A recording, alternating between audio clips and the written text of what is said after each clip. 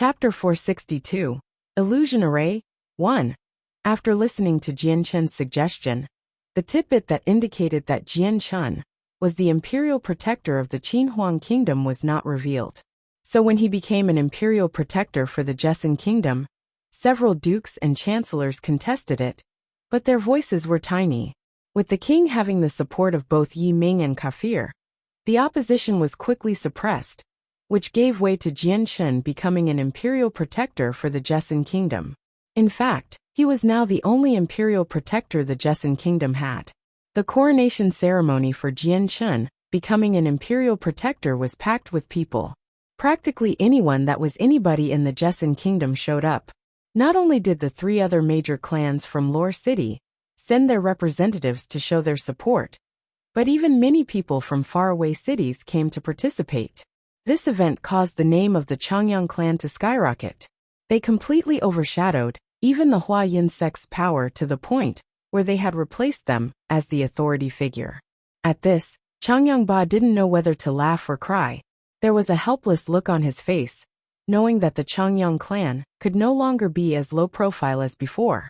Once the coronation ceremony had finished, Jian Chen and his family left the imperial palace shortly after. On the second day, they left the palace and were accompanied by 500 black armors back to Lore City. Ming Dong followed Jian Chen away from the imperial palace. Within the troops, there was a single white-dressed beauty that was very easy to see. Situated among the black armors, she was like a beautiful flower that was blossoming in a magnificent manner that was both eye-catching and dazzling. The princess of the Jessan kingdom had begged to leave the imperial palace in order to temporarily live with the Changyang clan, under the guise of wishing to nurture and cultivate their relationship. Changyang Ba and Bai Yintian had both heartily agreed to her request, since this was what the both of them had been hoping for. With their agreement, even Jian Chen was helpless to disagree. The entire family traveled on merrily with laughter, as they comforted each other with happy words. Because of the pace, they arrived back at Lore City by the afternoon of the second day. Lore City had long since received information that they were approaching, and had a giant party ready to receive them at the gates with respectful smiles and polite attitudes. After the welcoming, Jian Chen and his group returned to the Changyang Manor with the 500 black armors, declining to stay any longer. Once they were done with their meal, they immediately started their trek back to the imperial palace. The Changyang clan was decorated with bright lights and colored banners to symbolize the happy state of the manor. Jian Chen had just stepped across the gates to the clan when he realized that there was a difference from the Changyang clan from before. The patrolling soldiers around the clan and even the clan servants displayed prideful expressions on their faces. Their heads were also held high in a dignified fashion. Haha, clan leader 4th Lady Xiangtian, you finally arrived back home. Among the higher-ranking elders waiting for them, a familiar-looking face immediately called out to the returnees when they came into sight. I never would have imagined that my Changyang clan would have such a talented offspring. This is truly a boon for my Changyang clan. An elderly voice could be heard from behind only to reveal the elder that guarded the library. His face revealed a gentle smile that did nothing to hide his prideful and gratified expression. Xianger, this is your grandfather, come pay your respects. Changyang Ba quickly spoke to Jian Chen in a low, serious voice. Hearing this, Jian Chen immediately went to salute him. I pay my respects to grandfather. The grandfather laughed before looking over Jian Chen for a moment. Nodding in approval he spoke. Neither arrogant nor hot-tempered, good. Truly a dragon among men, and despite your age, you have already a dignified air to you. Jian Chen's family members exchanged several words of greeting with the higher echelons of the clan before heading off to rest.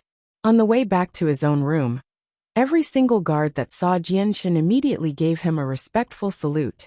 Each one looked at him with an eye of adoration, while several others showed a tint of jealousy. Suddenly, outside the gates of the Changyang clan, a richly dressed 28-year-old youth in red, with hair of the same color could be seen. His complexion was firm, and his aura unordinary, making anyone that saw him know he was no ordinary person. The youth had been immediately blockaded by the guards at the gate. One of the gatekeepers immediately called out, Halt, this is the Changyang clan. Without an invitation, no one can enter. The youth paused right in front of the gate and spoke calmly. I am looking for Changyang Xiangtian. Impudence. Are you one that can call the fourth master by his name? The two gatekeepers immediately grew solemn, as they looked at the newcomer with unfriendly looks. Because of the fact that Jian Chun had elevated the Changyang clan into a position of power among the Jessen kingdom, the guards felt as if everyone were beneath them now. The youth was not angry and continued to speak calmly. I am called Dugafeng. Go and report to Changyang Xiangtian. If he knows me, he will naturally come out. Hearing this, the two gatekeepers gave each other a mutual look, as if to send a message, before calming down momentarily. One of the guards spoke. Please wait here. I will report to the fourth master. Quickly, Jian Chun and Ming Dong, who were chatting to each other, heard about Dugafeng being here. With a happy look, Ming Dong and Jian Chun immediately walked for the giant gate. Seeing Jian Chun's rushed manner, the guard that came forward to alert him was startled. He thought back to the way he had treated Dugafeng, and immediately grew afraid that Jian Chun would take his anger out on him, causing him to grow extremely anxious. He knew now that the Changyang clan was a major power, but the one who held the power wasn't the clan leader. Instead, it was the fourth master Changyang Xiangtian. His words were worth far more. Jian Chun arrived at the front of the gates where he saw Dugafeng, someone he had split paths with half a year ago. Right now, Dugafeng was still the same as he was before. There was no change to his appearance, and there was still a cold and detached look to him. I don't see the wrong person, it really is you. Jian Chun laughed. Seeing that the fourth master of the Changyang clan was the one he had been looking for, Dugafeng couldn't help but break out into a smile. So you were originally called Changyang Xiangtian. It's no wonder I wasn't able to find you for so long in Lore City. Laughing, Jian Chun didn't bother to explain at that moment and replied, Come in, we'll talk inside.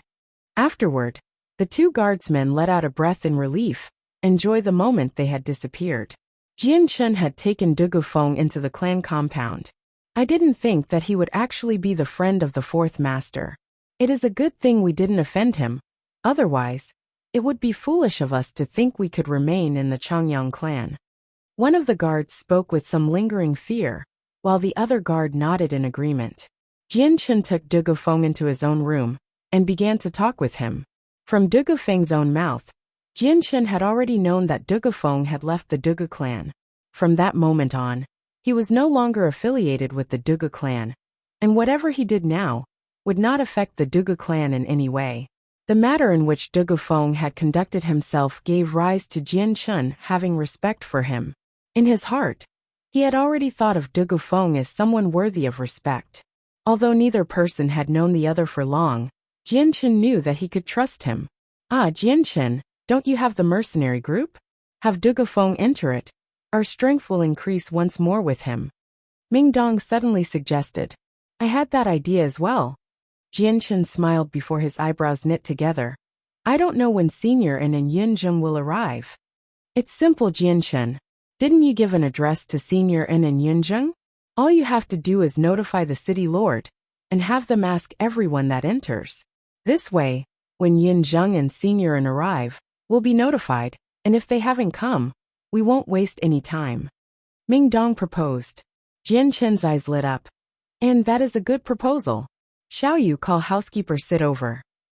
Afterward, Jian Chun told housekeeper Sid to go to the city lord and instruct him to do as commanded. Sid immediately ran for the city lord's mansion with great speed and relayed the instructions word for word for the city lord to hear. When the lord of Lore City heard of the command that came from the fourth master Changyang Xiangtian himself, he immediately grew serious. Without any hesitation, he went off to make the arrangements himself. After several days, Jian Chun had finally finished all the matters from the Jessen kingdom, as well as his own home. For now he could relax. Late at night, Jian Chun sat on his bed and took out a map from his space ring. It's about time to investigate that Saint Ruler's cave. I hope it does not disappoint, and has a ruler's armament, Saint Ruler's skeleton, or anything else that could help me cultivate my chaotic force. When I am able to use my chaotic force, my strength will surely reach a new realm. I cannot wait. On the morning of the second day, Jian Chun told Ming Dong, De Gufeng, and his parents that he would be leaving. He then flew through the air toward the cave of the Saint Ruler, indicated on the map. The cave of the Saint Ruler was situated 50,000 kilometers southwest of the Qiangan Kingdom in a mountain range. It was only 11,000 kilometers away from his Changyang clan. It would take 2 or 3 days to arrive if Jian Chun were to travel without rest. Chapter 463. Illusion Array 2. Jian Chun quickly passed over the boundaries between the kingdoms and finally arrived at the beautiful mountain ranges on his third day of traveling. This large mountain range was extremely vast, and the peaks pierced the clouds, hiding more than half the mountain from below. This mountain range was not as ordinary as it looked. There was an abundant amount of energy from the world, about 2 to 3 times the normal amount. Even without a monster core, this was still a very decent place to cultivate. In this place, double the work could be done with half the effort. Jian Chun floated 100 meters up the mountain before looking around.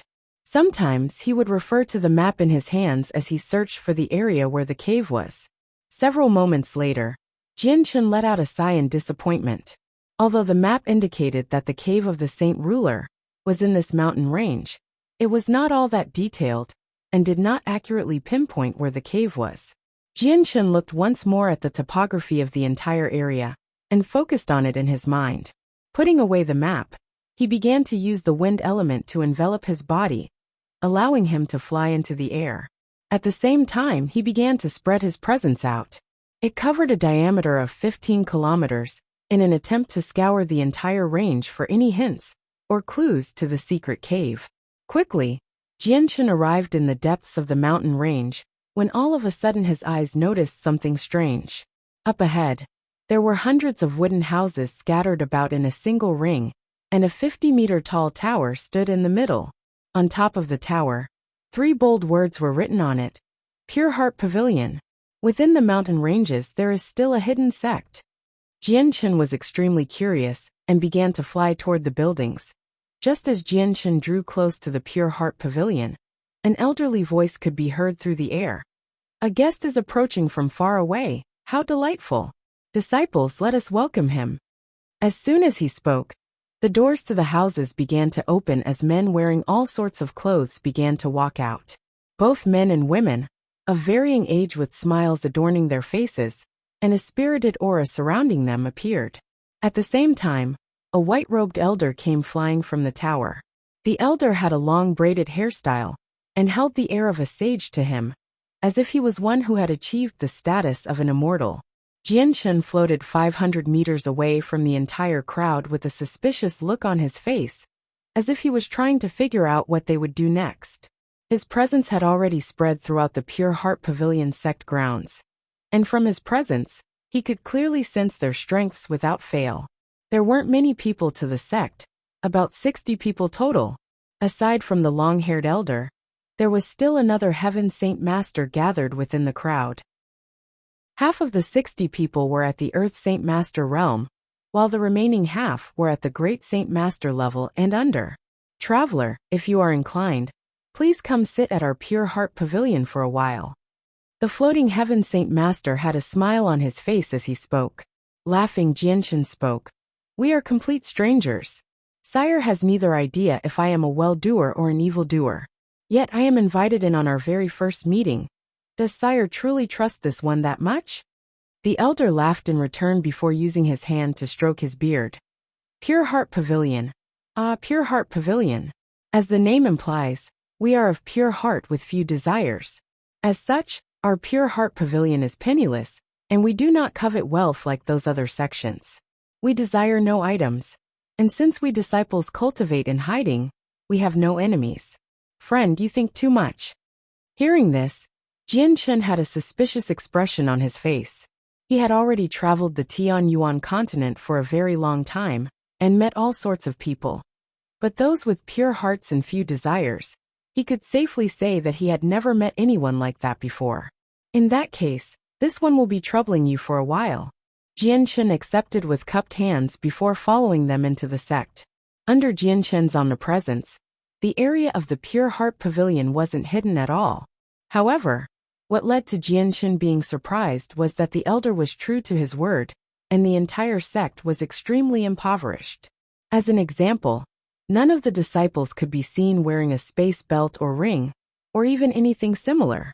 There were no monster cores, no exotic foods, or any valuable jadeite pearls or stones. Even the more fundamental items to living like rice could not be seen. Furthermore, when it came to the disciples of the sect, Jianchen could see that they were all pure in the sense of not wishing for anything. Each one of them had an air of a person who had rejected the secular world. Knowing this, Jianchen could hardly believe his eyes. This feeling was almost like he was in a completely different world. Jianchen followed the elder into the tower, where he was given a single cup of pure mountain water. I am Tian Shuzi, a master of sorts to the Pure Heart Pavilion. For my very young friend to reach such a high level of strength, I cannot help but find it hard to believe. Tian Shuzi sighed in admiration. Was elder able to tell my age that easily? Jianchen was greatly astonished. Within the continent, the appearance of a person was not always an accurate method of determining age. Unless it was someone who knew of his details, anyone that saw him as a heaven saint master would never believe he was as young as he looked. Another reason for that was because within the Tianyuan continent, there were many methods for a person to maintain their youthful appearance. Tian Shuzi nodded his head as his right hand moved to stroke his long beard. Slowly, he said, "The mysteries within the ancient records my Pure Heart Pavilion cultivates, which allows us to see the origin of everything clearly. So my young friend, I can see your age quite clearly as well. You are no older than 25 years old." At his statement, Jianchen truly felt astonished. Seeing how Tian Shuzi's stare had a slight change to them, Jianchen sighed in admiration. "It seems that your sect truly practices an extremely mysterious record." The elder laughed. "Of course, the pure heart secrets are truly abstruse and can decipher the origins of everything. But those capable of cultivating these secrets are rare and few. The Pure Heart Pavilion has existed on this mountain range for well over 1,000 years, but in this current generation, the sect has never had as many disciples as now. That said, we only have 80 disciples. The other 20 disciples are out traveling the continent to seek others that are capable of practicing our pure heart secrets. AI. Those who can practice the pure heart secrets are far too few in this world. Because of the secrets, a practitioner must be pure of heart and have little desires. Otherwise, they wouldn't make any progress. At the same time, the rates in which practitioners learn at are slower than the outside world. Firstly, that is because we focus on tempering the mind. Secondly, we cannot absorb the energy within a monster core, and instead absorb the pure energy of the world to slowly accumulate energy. For that reason, our speed is not yet like those of the outside world. It would appear the heavens are fair. If the pure heart secrets are that divine in power, then its restrictions make sense. Jianchen had said, this was the very first time he had seen or heard of such a strange method of cultivation. Little friend, I know that you would not have come out here without reason. Why have you come to this mountain range? Tian Shuzi asked. Jianchen sat upright with both eyes staring back at Tian Shuzi. Feigning a casual air, he asked, Sire, you must have lived within these mountains for a very long time and thus know it like you know your own hand. Would Sire know of any strange areas within these mountains? Tian Shuzi gave a beaming smile at Jianchen. The strange area you are talking about, it must be that Saint Ruler's cave, yes? Jianchen's eyes lit up as he cupped his hands and smiled. Sire has an amazing prophetic ability to be able to speak so accurately. Not at all, this elder has no such ability. It is only that the cave of the Saint Ruler is the only area in this mountain range with any mystery to it. Tian Shuzi spoke. The predecessor living in that cave was extremely mysterious. Using the profound mysteries of the world, he was able to control the world, so that an illusion would safeguard the location of his cave and allow the Saint Ruler to escape detection. In fact, the illusion array he put up was far too strong for even him to break. 100 years ago, this old man went to the cave to pay my respects to the predecessor, but his body had long since withered away to becoming a skeleton. Sire has entered the cave of the Saint Ruler. Jianchen was startled before growing serious. He wanted that Saint Ruler's skeleton. This old man cultivates a method that can see the origin of everything. While the illusion array that predecessor put up is strong, it has no effect on me. With just a small amount of effort, I would be able to enter. But the items inside I have never touched. The pure heart secrets doesn't allow me to be tempted by such things. So the wonders and treasures that lay in there may as well be sands and stone to me. Jianchen let out a sigh in relief. Would it be possible for sire to tell me where that cave would be? About 50 kilometers south from here, the cave lies at the bottom of a great valley. Tian Shuzi did not hide any details from Jianchen and told him the exact coordinates. Many thanks for the information, sire. Jianchen spoke gratefully. That won't be necessary.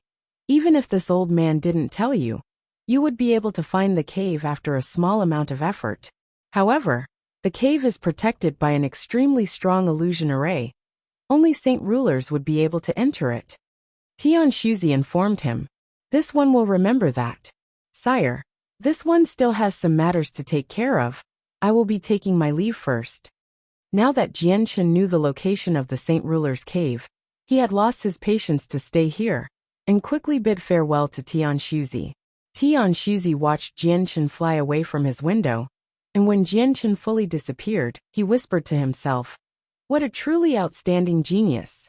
If he was able to become a heaven saint master at such a young age, then he is truly one of the strongest individuals on the continent. At the very least, he'll be the second coming of Mo Tianyin. Perhaps I should report this to the master of the sect. If he is able to bring him close, then the pressure from the guardian clans will lessen by a large amount. The pressure from the beast god continent wouldn't be as stifling either." Chapter 464. Illusion Array 3. Traveling in accordance to the directions given to him by Tian Shuzi of the Pure Heart Pavilion, Jianchen finally arrived at a great valley with a deep bottom. Jianchen slowly descended toward the bottom of the valley. Tian Shuzi had said that the cave would be at the bottom of the valley, with its exact position, hidden in a way that would be hard to detect. Quickly, Jianchen arrived at the bottom of the valley. There was a giant pool that exuded a chilling frost that permeated his entire body and bones like daggers. Jianchen looked around the dark place he was in. The visibility here was quite poor, but it was not significant enough to hamper Jianchen, who could still see around himself. But the valley was so expansive that even his eyes could not see the entirety of the area it covered. Even more so, a chilling frost covered the area, making finding a foothold extremely difficult. This is already the deepest part of the valley. Where might the Saint Ruler's cave be? Jianchen muttered to himself. When it came to the cave, he only knew the name. Everything else was unknown to him. Even what the cave looked like was a mystery to him. Combined with the fact that it was hidden, finding the cave would be an extremely difficult challenge. Jianchen began to spread his omnipresence about himself to cover a 15-kilometer area. Even the places beneath the water were not hidden from him, as he searched the valley for any hidden places or things. Jianchen followed the walls of the valley as he floated in the air. Wherever he traveled, his omnipresence covered the entire area in an attempt to continue searching. Within this area of Jianchen's presence, even the smallest ripple of energy would not go unnoticed. Hua! Right underneath the pool of water, a single water snake came leaping out of the water. Opening its jaws, the water snake came flying at Jianchen in an attempt to bite him at a lightning-fast speed. Jianchen's eyebrows knit together. He had noticed the water snake before, but for the sake of searching for the Saint Ruler's cave, he had ignored it. Thus, he was now annoyed by the snake's interruption. A frosty glow appeared in Jianchen's eyes as he clutched at the sky.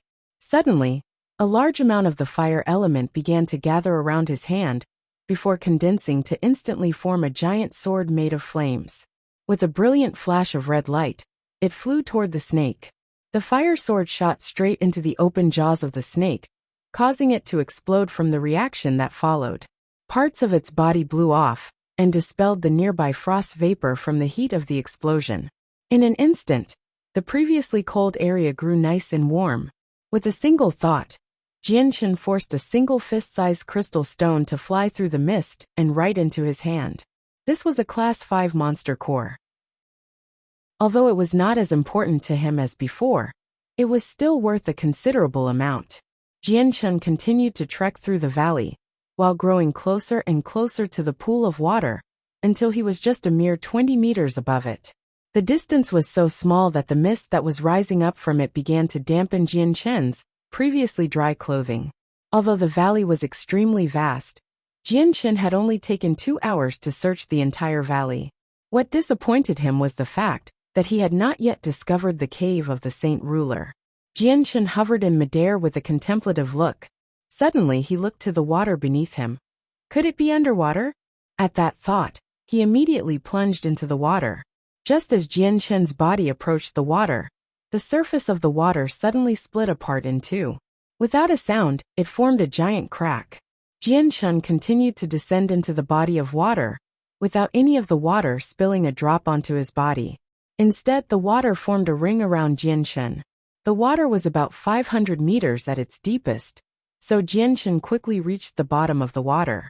The temperature of this area was even colder than the surface, forcing Jianchun to give a sigh of annoyance. An Earth Saint Master would have absolutely no chance of surviving down here. The frosty air was that big of a danger. It was so dark that any regular person wouldn't even be able to see their own fingers. But thanks to Jianchun's omnipresence, it bore no effect on him. As he moved, Jianchun continued to scour every single inch of the area. Although Jianchun had already used his omnipresence to search the area above and below the water, the areas at the bottommost parts of the water were incredibly strange. Not only was it cold beyond belief, but it could even dampen Jianchun's omnipresence. Because of that, Jianchun didn't dare think that his search above the water was accurate. There were all sorts of monsters living within the abyss of the waters.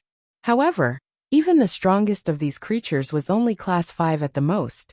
Therefore, they posed no threat to Jianchun. Another 2 hours passed when Jianchun had finished searching the entire area.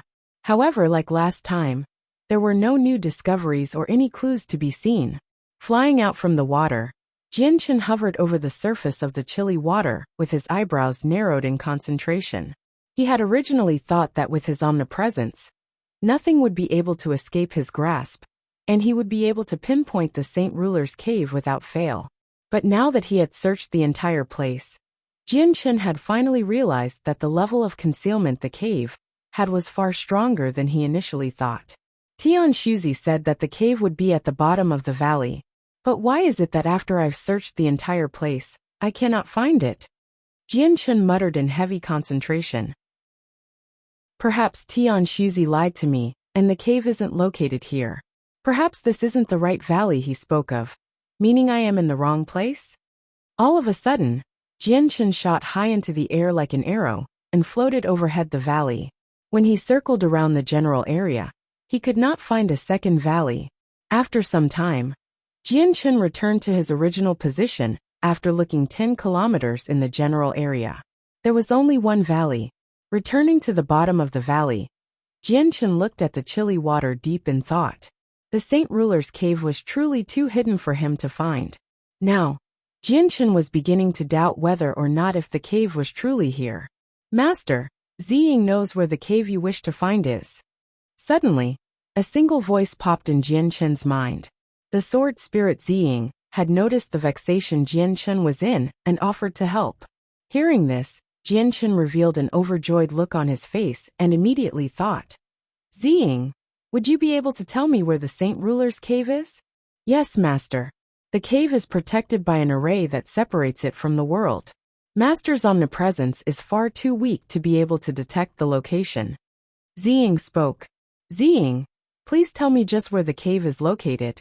Jianchun could barely restrain the emotions flowing through to his face as he moved about impatiently. Chapter 465, Illusion Array 4.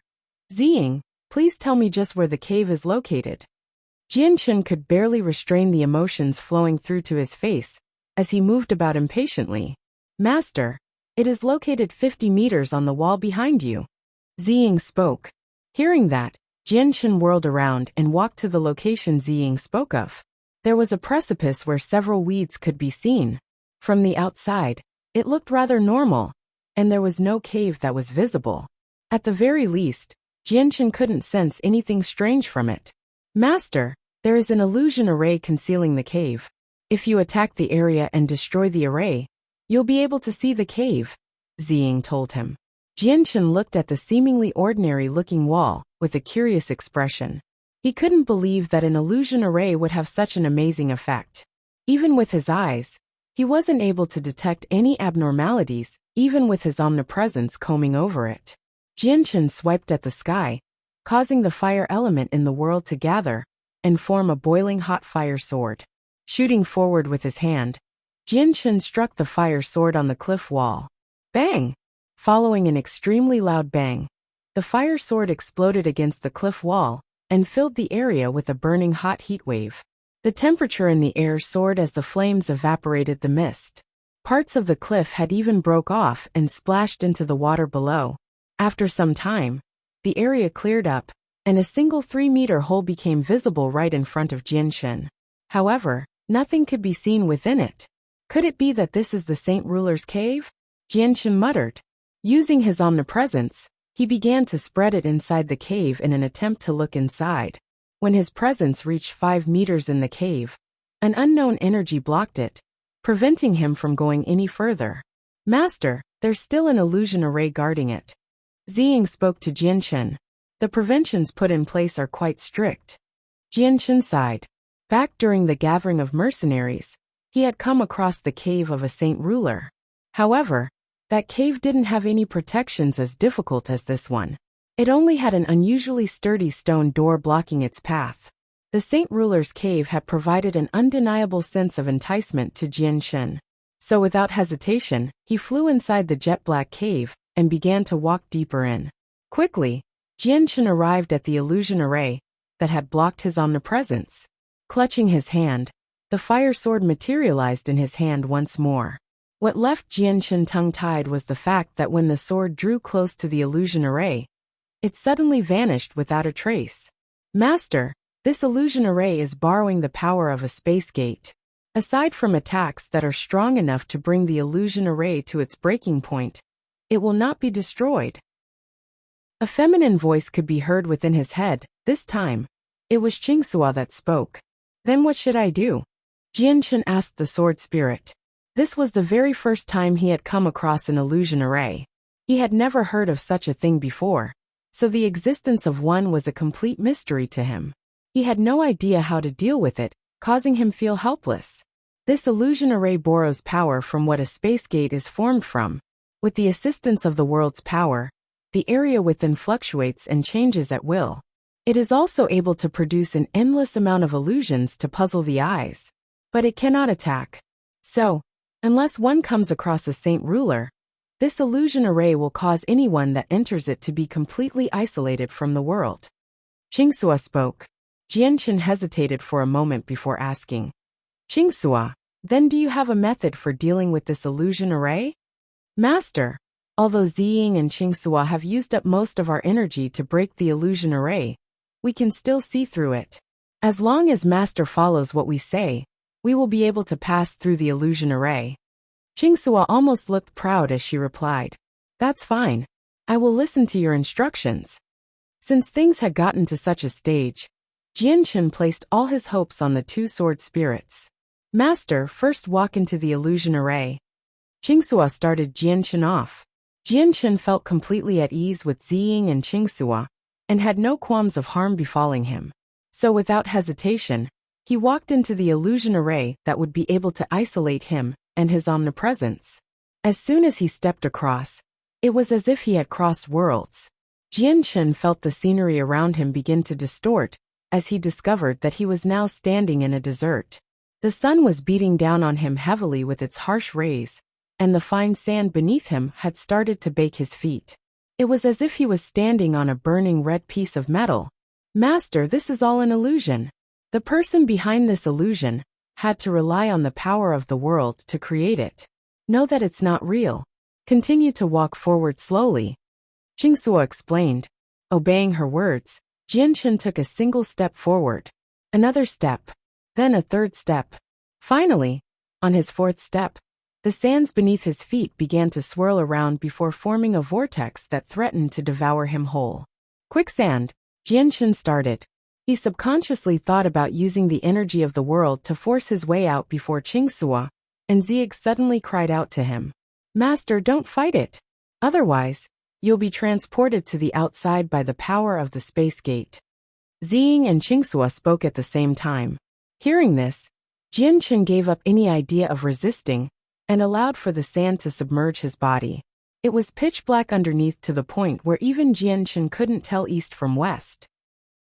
He was better off with his eyes closed, since he wasn't able to distinguish anything.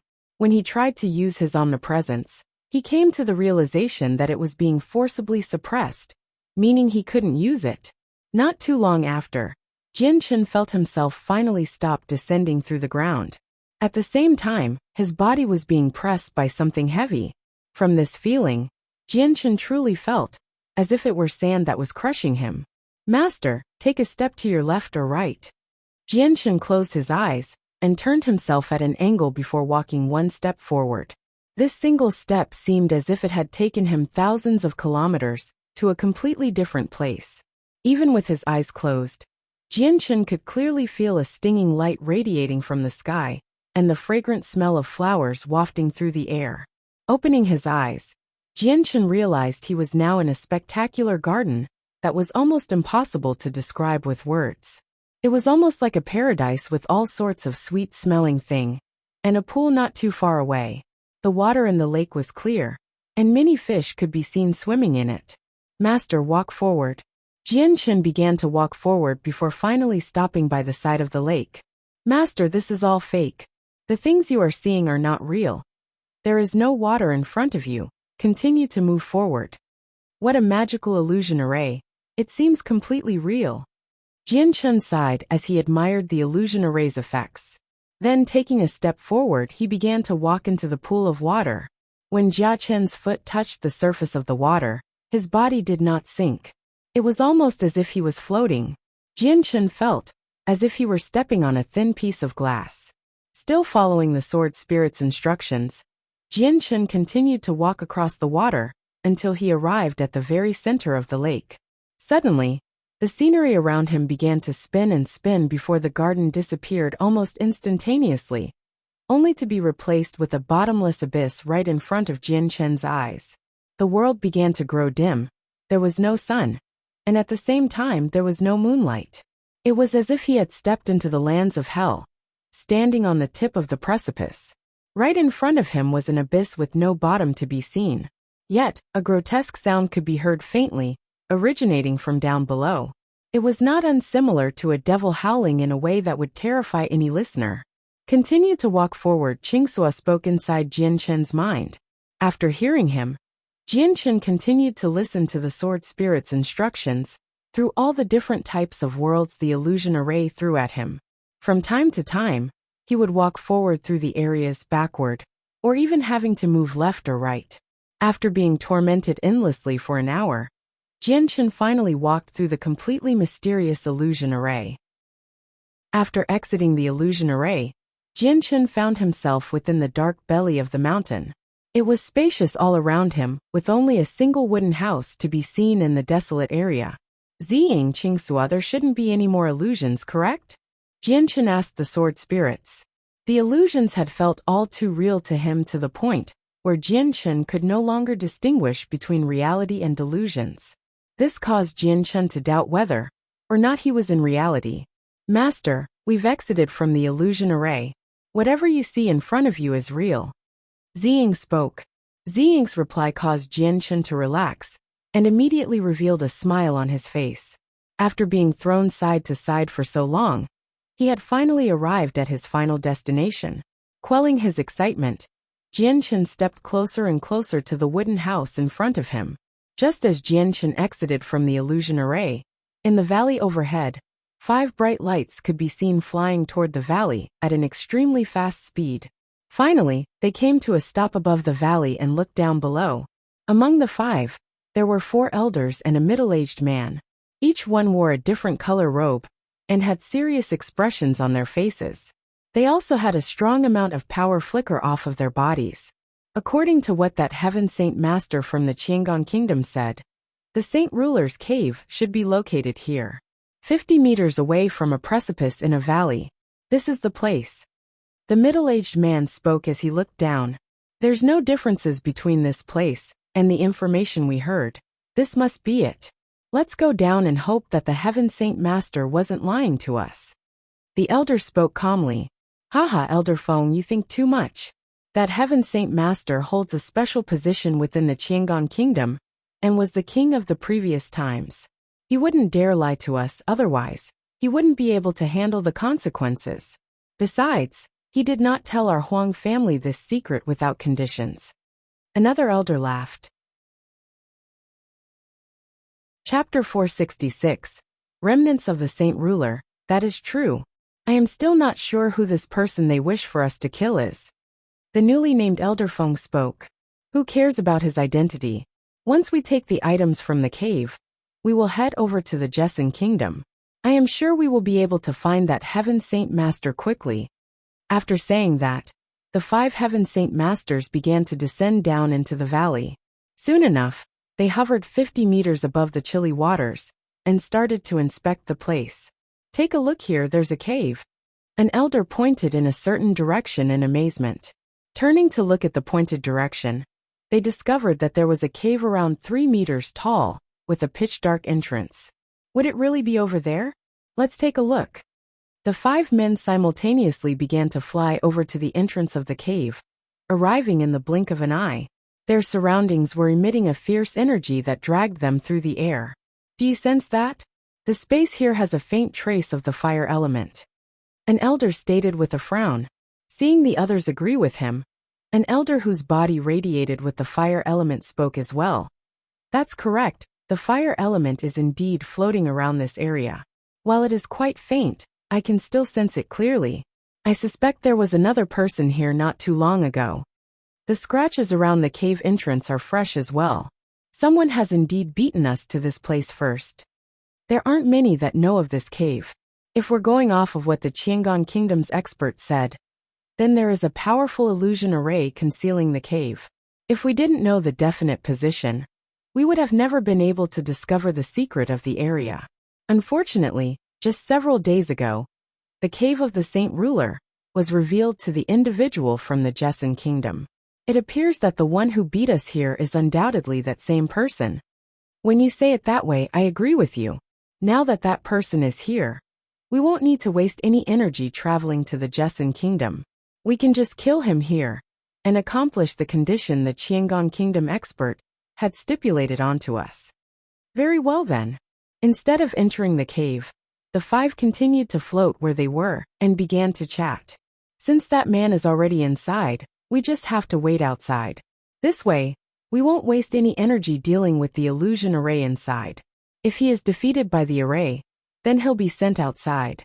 If he overpowers the array, he'll still come back here eventually, giving us the chance to kill him. We can take the remnants of the Saint Ruler from him. It would save us all some energy. Within the hollowed-out belly of the mountain was the cave of the Saint Ruler. It was quite dim, and the air was damp with only several dozen night pearls, serving as faint light sources within the dark area. There weren't any trees or grass in the cave, and aside from the illusion array and the wooden house, there was absolutely nothing else. From this, it could be inferred that the owner of the cave did not care for the environment and instead only cared for the sake of his own cultivation. Jianchen walked to the wooden house and began to look over it. The entire house was a dark color and felt as solid as tempered iron. Furthermore, he could sense that there was a considerable amount of energy flowing within the house. This energy clearly belonged to the existence that had lived within it for almost an eternity. At the very least, this house had stood for 1,000 years through the corrosion of time, yet still remained in good condition. Jianchen looked at the wooden house with confused eyes, before gradually growing serious. After all, this was where a Saint Ruler expert had lived.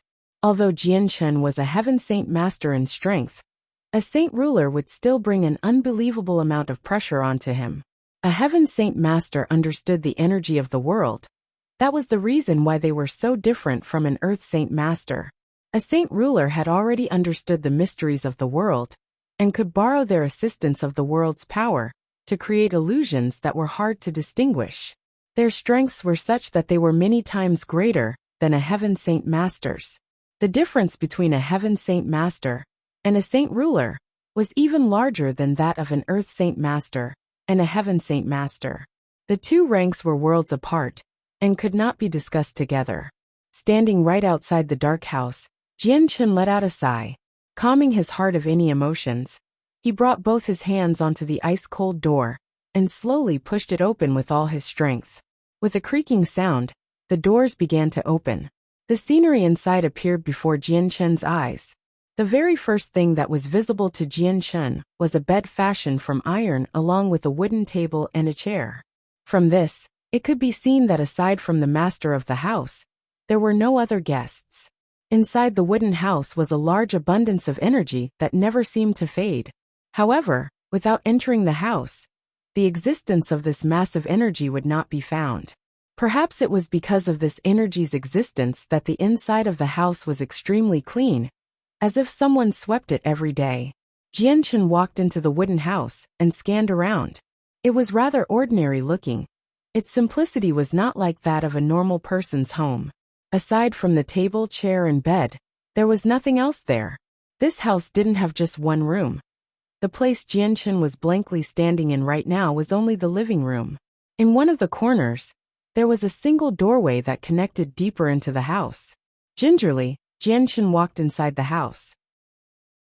But the moment he pushed open the door, a surge of energy diffused outwards, the pressure making Jianchen's body grow heavier, as if he was carrying a large and heavy stone on his back. Under the tremendous pressure of this weight, Jianchen felt as if he was a small sailboat in the ocean, insignificant and unable to defend himself. Jianchen looked forward only to see a crystalline skeleton, sitting in a cross-legged position on the bed. The energy from this saint ruler was many times stronger than the amount of energy he had felt back in the gathering of the mercenaries. The mere aftermath of the first layer of released energy made Jianchen feel an extremely great pressure. One wouldn't think that this was the cause of a skeleton. It seems that he had not yet reached the 9th layer when he was alive. Jianchen muttered. In his heart he was excited. Although it was only a skeleton, the energy within it was no weaker than a ruler armament. That to him was already a major profit, since the skeleton would be able to be processed for chaotic force through the sword spirits. This way, he would be able to use the chaotic force one day. Carefully walking up to the skeleton, which was still radiating pressure, Jianchen slowly placed the skeleton into his space ring. After the saint ruler's skeleton had disappeared, the remaining pressure that was weighing down on him instantly disappeared without a trace. After successfully obtaining the saint ruler's skeleton, Jianchen's heart couldn't help but beat rapidly in extreme excitement.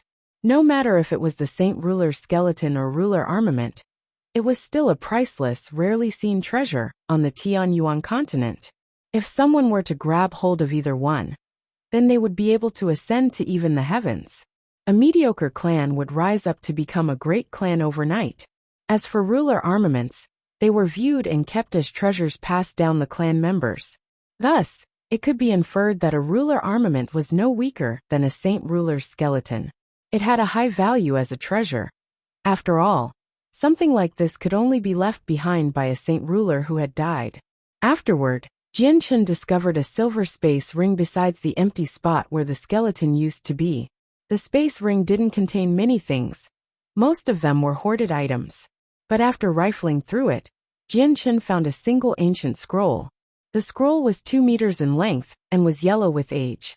However, it was still in perfect condition without any damage. Written on the scroll weighs plenty of words the size of tadpoles, with just as many diagrams. Breathless, Jianchen began to study the inner contents of the scroll, with a face that revealed his excitement completely. This was a heaven-tier battle skill, a middle heaven-tier battle skill at that. Heaven Splitter. It used a strange method to circulate the saint force from within, compressing it. It could then be brought forth as an explosive energy to assault the enemies. Its range was quite expansive, and could be controlled manually. Heaven Splitter was much different from any of the Heaven-tier battle skills Jianshan was familiar with. All of the Heaven-tier battle skills Jianshan knew of used saint weapons as their medium, and burst out with powerful energy to assault their enemies. However, with the Heaven Splitter, one could use both hands to send out saint force to perform a ranged attack on the enemy, as the user desired. Secondly, the ancient scroll mentioned that if a first cycle Heaven Saint Master were to use Heaven Splitter, they would be able to easily destroy a mountain several hundred meters tall. From this, it could be determined that the battle skill was extremely strong. Jianshan quelled the emotions raging within him as he put the Heaven Splitter scroll into his space ring. In his mind, he decided that the very first thing he would do when he returned home would be to give Heaven Splitter to Chang Wuji to learn. That was because Chang Wuji was the only Heaven Saint Master of the Changyang clan. Having him learn it couldn't be more fitting. Plus, Chang Wuji had always been concerned with him, and had silently served and protected the Changyang clan for many years. As for the others that he was familiar with, Jianshan would have to think about them another time. Changyang Ba's strength was still only at the Great Saint Master level, so he couldn't learn a Heaven-tier battle skill. One had to at least be an Earth Saint Master to learn a Heaven-tier battle skill. Aside from Heaven Splitter, Jianshan had also discovered a Heaven-tier cultivation method. Although it was Heaven-tiered, cultivation methods were mediocre in comparison to battle skills.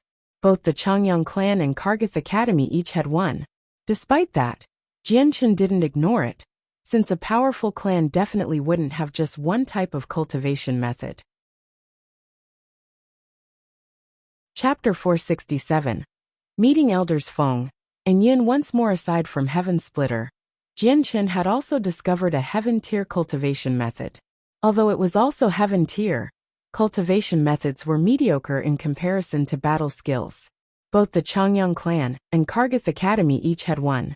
Despite that, Jianshan hadn't ignored the cultivation method, since a powerful clan wouldn't have just one type of cultivation method. People could only learn a single cultivation method. But when it came to the power of a clan, it was best to have more than one to choose from. After all, not every cultivation method was suitable for everyone. There weren't many valuable things in the space ring left behind by the Saint Ruler. Not a single monster core or coin could be seen. They were probably left behind in the Qiangan Kingdom. Aside from the Heaven-tier battle skill and cultivation method, there wasn't any other item that interested Jianshan. After he finished looking through the contents of the space ring, Jianshan searched the entire house once more. But in the end, he didn't find anything out of the ordinary. However, he did find that after he had taken the Saint Ruler's skeleton, the energy that was accumulated within the house had disappeared. Although this house had been created from wood and steel, it would be impossible to stay within this damp cave forever. Without the Saint Ruler skeleton's energy backing it up, the moment the energy assimilated in the house was drained off, the 1,000-year-old house would disappear from the world. Afterward, Jianshan did one more sweep of the entire place. As there were still no profits to be found, he left the place. Leaving the area was much easier than entering it. The very moment he stepped into the illusion array, he felt the space within tremble before he was directly sent to the 3-meter in diameter pitch-black passageway. Jianshan took a deep breath before walking outside with a faint smile. In his heart he thought, as expected, the Qiangan Kingdom didn't lie to me. There was truly a fully intact Saint Ruler's cave. Not only did I gain a Saint Ruler's skeleton containing great amounts of energy, I was able to receive a Heaven-tier battle skill and cultivation method. A bright light appeared in Jianshan's line of vision. He quickly walked out of Saint Ruler's cave, arriving above the frigid lake at the bottom of the chilly valley. Just then, Jianshan's expression suddenly changed. A light flared in his eyes, followed by a flash of pale cyan, as his body shifted 5 meters to the side. Whoosh, whoosh, whoosh, whoosh. 5 ear-splitting sounds could be heard as 5 different strikes of sword chi came flying forward to bombard the spot Jianshan had just stood in. The sword chi thundered down towards the center of the frigid lake, causing splashes everywhere. Jianshan's face grew extremely unsightly. He abruptly lifted his head only to see that at some point, 5 figures had appeared above him. The 5 attacks just now had been sent out by them. The wind elements around Jianchen's body suddenly became extremely powerful. His body shot up through the air like an arrow leaving a mystical bow. "Don't let him get away," one of the 5 men had cried out.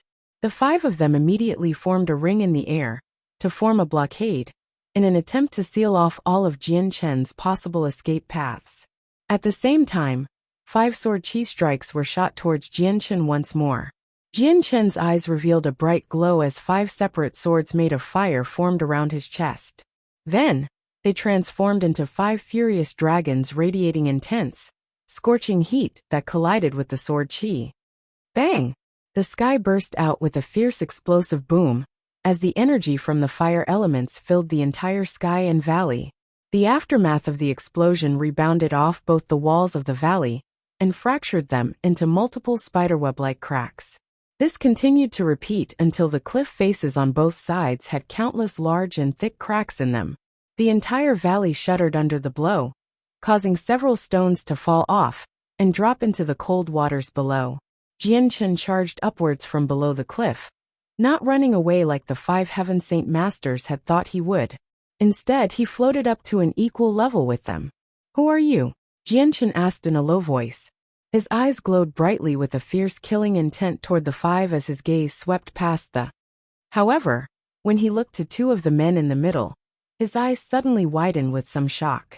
Jianchen's mind suddenly thought back to several years ago, right in front of Wake City. He had been washing himself carelessly when he had come across Huang Yuan. Afterward, he had fought with the 2 strong individuals Huang Yuan had called Uncle Feng and Uncle Yin. Weren't these 2 men, right in front of him, the same men from long ago? Despite the time that had passed since then, Jianchen could still recognize them. "It's you! So it's you!" The moment when Jianchen had recognized the 2 elders recognized him as well. With their eyes largening in surprise, shock began to register across their faces. The other 3 men took notice of the shock on their faces. One of them quickly asked, "Elder Feng, Elder Yin, do you 2 know him?" Neither of the elders seemed to have heard the question, and continued to look at Jianchen. With a quavering voice, one spoke, You stepped into the realm of the Heaven Saint Masters." At that moment, both of the elders' hearts were storming with emotions. When it came to Jianchen, they were no stranger to him, and had a deep impression of him.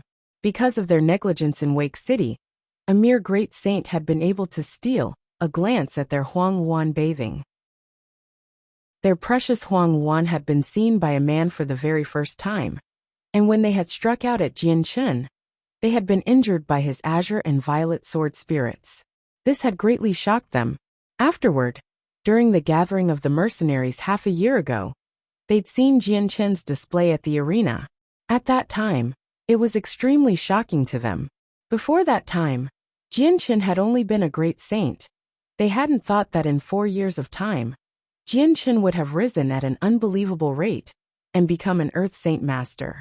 This type of strength was practically unheard of before. Plus, they had also heard from Huang Yuan that Jianchen had been tried during the gathering of the mercenaries, when the cylinder bow of the Huang clan had nearly been stolen by the Shi family. It had been because of Jianchen that the cylinder bow had been preserved at the very last moment. Thus, Jianchen had earned the ire of the powerful Shi family. And now, half a year later, Jianchen had unexpectedly skyrocketed from being an Earth Saint Master to a Heaven Saint Master. An unbelievable speed like this left the 2 elders tongue-tied and heavy-hearted. "Elder Feng, Elder Yin, who is he? Do you 2 know him?" Another person asked. The elders gave a sigh before slowly steeling their nerves. "He is Jianchen, the very same Jianchen that earned the number 1 spot in the gathering of the mercenaries." "What? He is Jianchen?" Hearing that, the other 3 men revealed looks of shock, as they again shifted their gazes back at Jianchen. Those who participated within the gathering of the mercenaries had to be below 50 years old in age. If Jianchen had participated in that, then he was no doubt younger than that. By this point, it had only been half a year since the gathering of the mercenaries. Having said that, this meant that the youth in front of them had reached the Heaven Saint Master realm before the age of 50. Within the Tianyuan continent, A progress speed as fast as this could only mean that he was an unparalleled genius. Jianchen, why are you here? Elder Yin asked in surprise. Jianchen stared at everyone with a blank expression. Such a phrase like that should be asked by me. Why are you here? And why act against me just now? Hearing this, Elder Yun's gaze moved to the entrance of the Saint Ruler's cave with a twinkling light. He quickly connected the dots, quietly spoke with a heavy expression. I hadn't imagined that the person the Qiangan Kingdom's Heaven Saint Master had been talking about was Jianchen. Although the elder had spoken in a soft voice, Jianchen had heard it clearly. His eyes began to blaze with a fearsome glare as he asked, Did Qianyan tell you the location of the Saint Ruler's cave? Correct.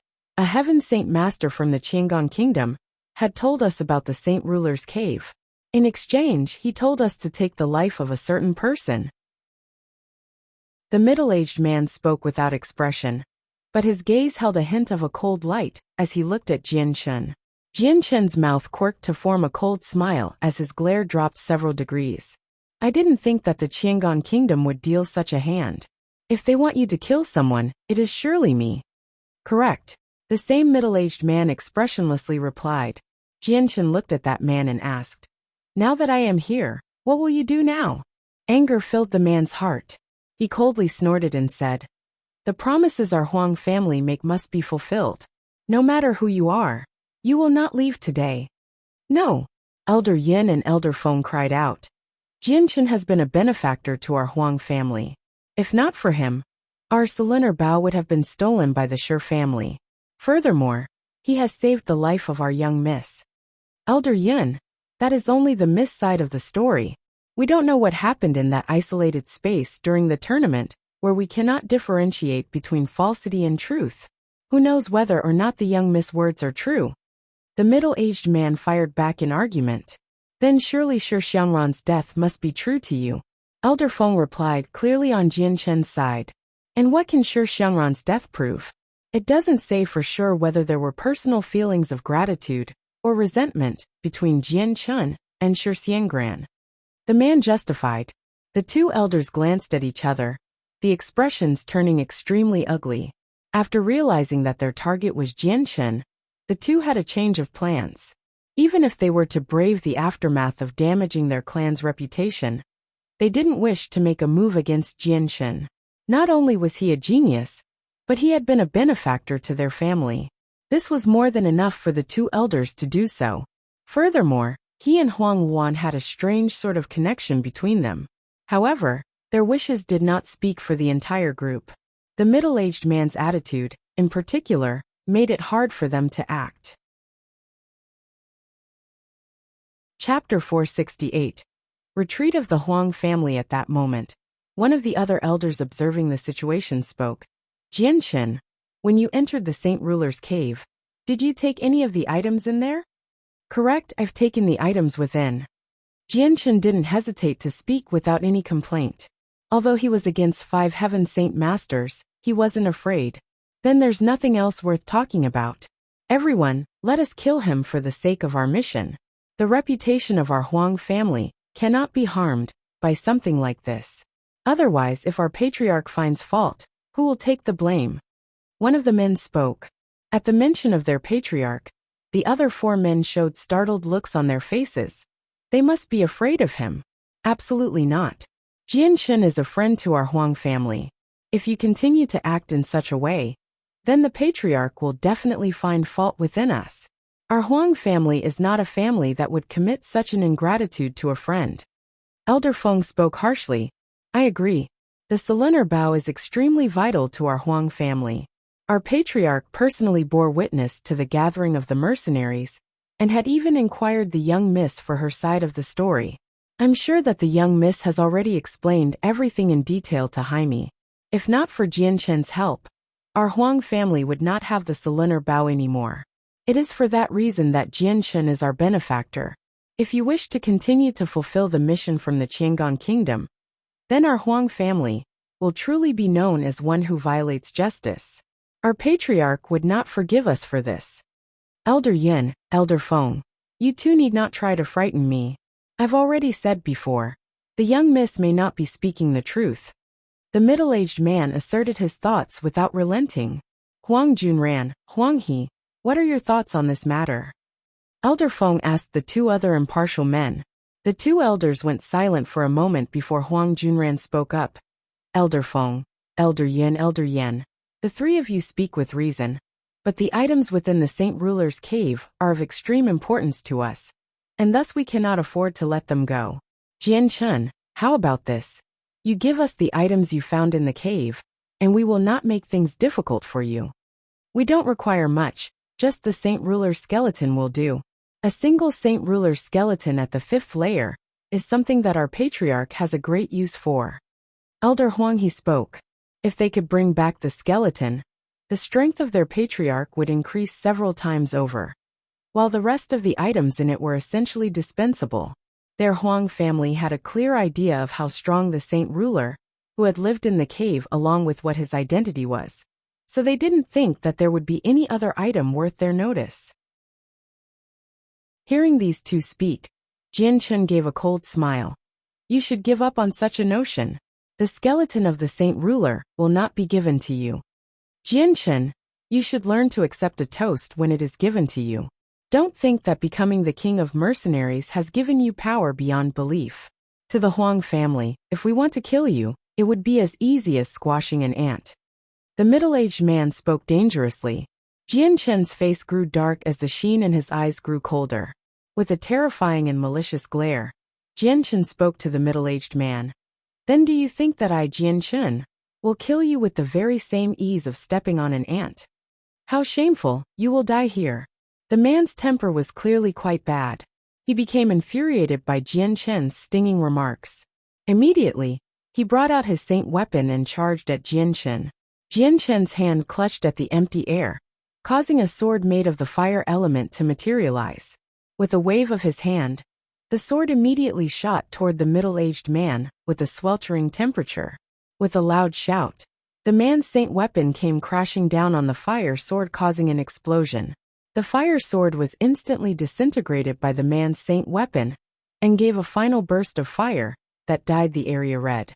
The middle-aged man did not falter in speed. His saint force continued to protect his body from the sea of flames as he quickly arrived in front of Jian Chun. His sword was ready to pierce Jian Chun's chest.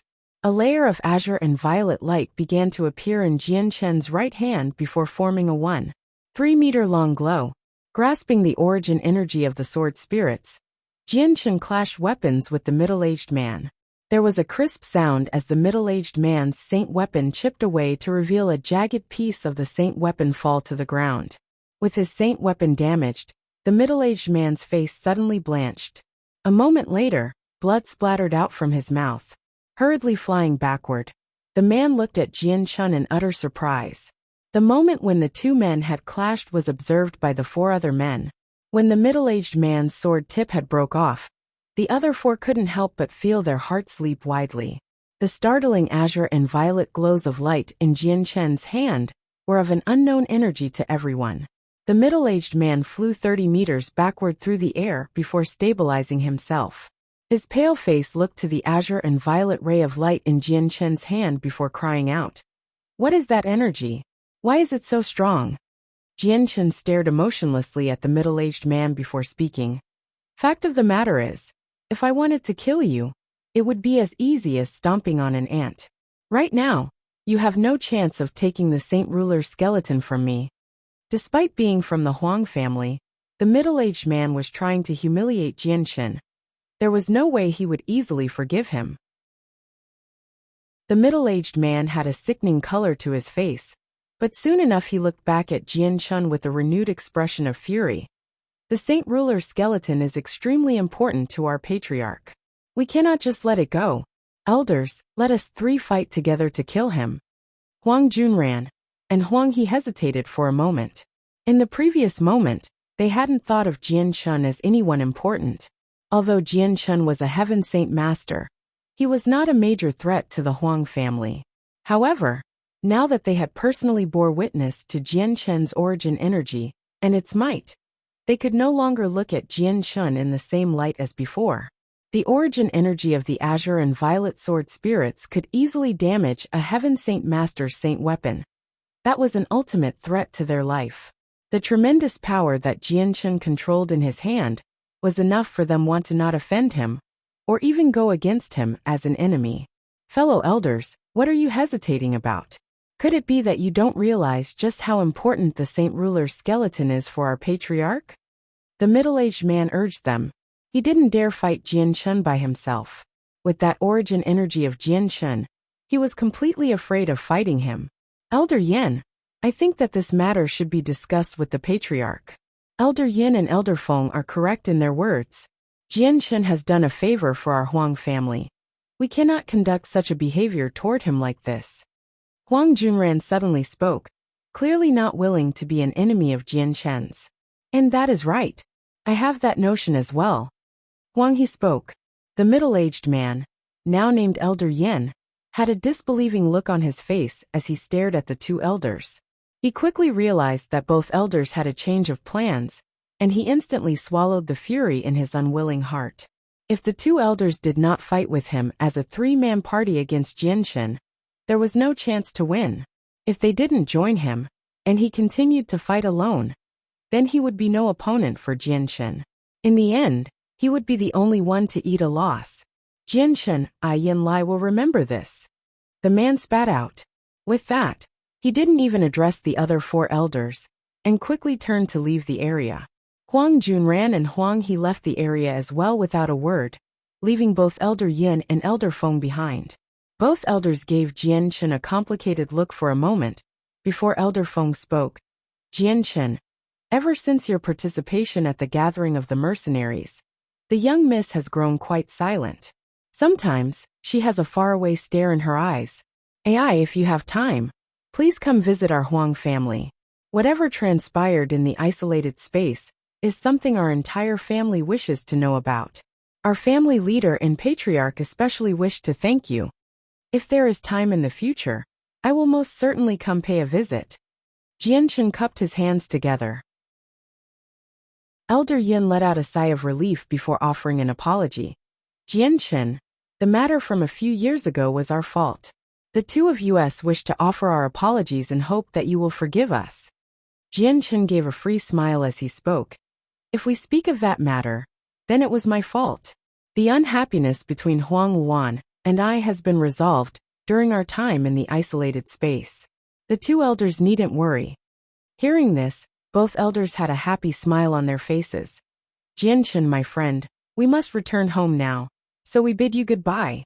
We will definitely make sure to report this to our patriarch, and avoid having Elder Yin Lai make matters worse. Jianchen laughed as he brought his hands together. Then if the elders could please give Miss Huang Wan my greetings. Ha ha ha, Jianchen my friend, these words I will definitely convey to her. One of the elders laughed.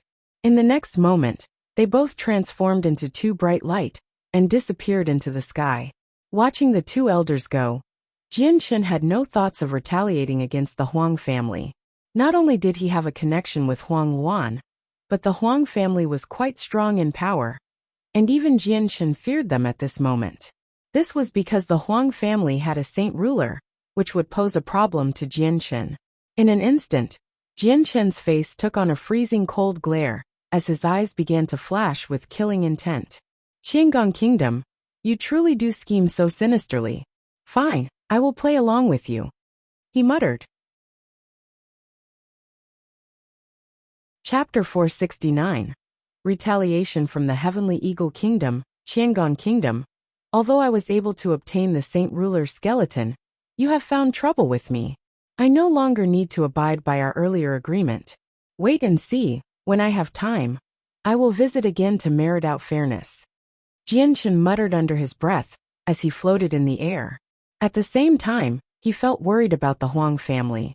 Although he had once helped Huang Wan, the skeleton of a saint ruler wasn't beneath a ruler armament in rarity and value. Whether or not the patriarch of the Huang family would trouble him for the skeleton, Jianchen didn't know. All he knew was that the skeleton was indeed a great boon for the patriarch if he had gotten it. However, as an imperial protector of the Qinhuang kingdom, Jianchen held a certain amount of power over even the greatest of clans on the continent. Even the patriarch of the Huang family would presumably avoid overstepping his boundaries to deal with Jianchen. It seems that being able to use the chaotic force is even more important than ever. This way, I will have a weapon to use against those of the Saint Ruler level. Jianchen muttered in resolute determination. After he returned, he would refine the energy within the Saint Ruler's skeleton straight away, transforming into a jet of azure and violet light. Jianchen flew off in the direction of the Jessen Kingdom, before ultimately disappearing into the horizon. At the same time in the Heavenly Eagle Kingdom, a single squadron had entered the Imperial Palace. All the guards had knelt on both sides as a polite gesture of welcoming. After several days of traveling, the second prince and the prime minister had finally returned to the Imperial Palace of the Heavenly Eagle Kingdom. The very moment they had entered the palace, the travel-weary second prince and prime minister instantly dismounted from their horses and walked straight for the halls to report to the king. Notified of their arrival to the large halls for a discussion within the palace, the king had sat in his throne. On both sides, 20 armored experts stood without moving, looking more like statues than humans. Each one of them was stony-faced, but their eyes emitted a sharp contrast. The second prince and prime minister walked into the palace. When they saw the king sitting high above upon his throne, they immediately knelt down in subservience. Your servant pays his respect to his majesty. Your child pays his respects to his majesty. Taking the teacup offered to him by the nearby maid, the king smiled. Let's skip the formalities.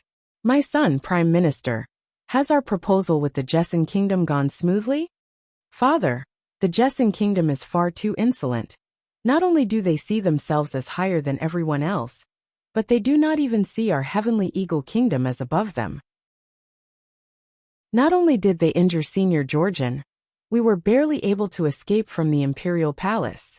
The second prince immediately told the king what had transpired in the Jessen Kingdom, and had added his own details to it to make it seem even worse. Hearing the second prince speak, the king's smile slowly began to grow darker and darker, until he looked to the prime minister and asked slowly, Prime Minister, is what my son says true? Has the Jessen Kingdom acted in such a way? Your Majesty, the second prince speaks truly. The Jessen Kingdom has without a doubt placed our Heavenly Eagle Kingdom beneath them. Furthermore, Georgian was indeed injured by them, and they were just about to take us in forever. The Prime Minister spoke respectfully. What bullies they are! The king roared angrily as his hand slapped the armrest of his throne. Men! Call for Senior Georgian. Yes, a guard immediately ran off. Quickly, the pale-faced Georgian came running into the hall and knelt before the king. Are you fine, Georgian? The king asked in concern. When it came to Heaven Saint Masters, he had to make sure to treat them well. Georgian nodded his head. Given some time, I will heal. With that, the king listened to Georgian give his explanation. Although there were slight deviations to what the second prince and prime minister said, the main points were still the same. It was these main points that caused the king of the Heavenly Eagle Kingdom to take on a nasty expression. You there, bring 1,000-year ginseng from my personal collection. The king commanded to one of the palace maids. Yes, your majesty. The maid obeyed before leaving. Senior Georgian, not too long ago, I received 1,000-year-old ginseng. I present this to you in hopes of a speedy recovery. As for the matter with the Jessen Kingdom, this king will make sure justice is made. When the Jessen Kingdom was mentioned, the king's eyes flashed dangerously. Georgian smiled. Thank you, your majesty, for your concern. However, the one called Changyang Xiangtian of the Jessen Kingdom must be treated with care. He is not only a genius among geniuses, but he wields an incredibly powerful energy that can damage the saint weapons of even a Heaven Saint Master. It was because of this power that I was injured. Then there is even more reason to kill him. Otherwise, our Heavenly Eagle Kingdom will have a powerful threat in the future. The king spoke. After Georgian left, the king returned to his throne and looked down at the two subjects still kneeling before him. With a royal air befitting that of the king, he spoke. Prime Minister Che, have you made certain of the relationship between the Jessen Kingdom and the Qinhuang Kingdom? Your Majesty, your servant has investigated the matter. As the king has imagined, the relationship between the two kingdoms isn't close at all. By the time I arrived at the imperial palace, the imperial advisors had already left. After my talks with the Jessan Kingdom's king, I speculate that even the king himself does not know what brought the Qinhuang Kingdom to help them. Is that it? The Heavenly Eagle Kingdom's king let out a smile. It seems that our biggest worry would be that Changyang Xiangtian then. If he was able to become a Heaven Saint Master at such an age, and have some sort of powerful ability to damage a Heaven Saint Master's saint weapon, that cannot be let to stand. It is unfortunate that he is not from our Heavenly Eagle Kingdom. Fine, you two must be tired from your travels, go and rest up. The rest I will take care of. Yes, your majesty. Half a day later, 8 Heaven Saint Masters had been gathered within the depths of the imperial palace of the Heavenly Eagle Kingdom. After talking for an hour, they all left. But 2 additional people had joined their ranks to make a total of 10. 2 days later, the air within the imperial palace was different than before. The black armors continued to patrol the entire palace, while the king himself strolled around it, in an extremely pleasant mood. At the current moment, he was playing chess with Yi Ming. He was no longer worried about the future development of the Jessan Kingdom. That was because there was now an incredible strong mountain of a power backing up the entire kingdom. Bang! Suddenly, a large explosion rocked the entire palace, causing it to shudder. A bright red light could be seen as it filled the entire place and sent rubble flying everywhere. Chapter 470. Calamity at the palace while playing chess within the garden with Yi Ming. The king was startled to hear an explosive sound ring out.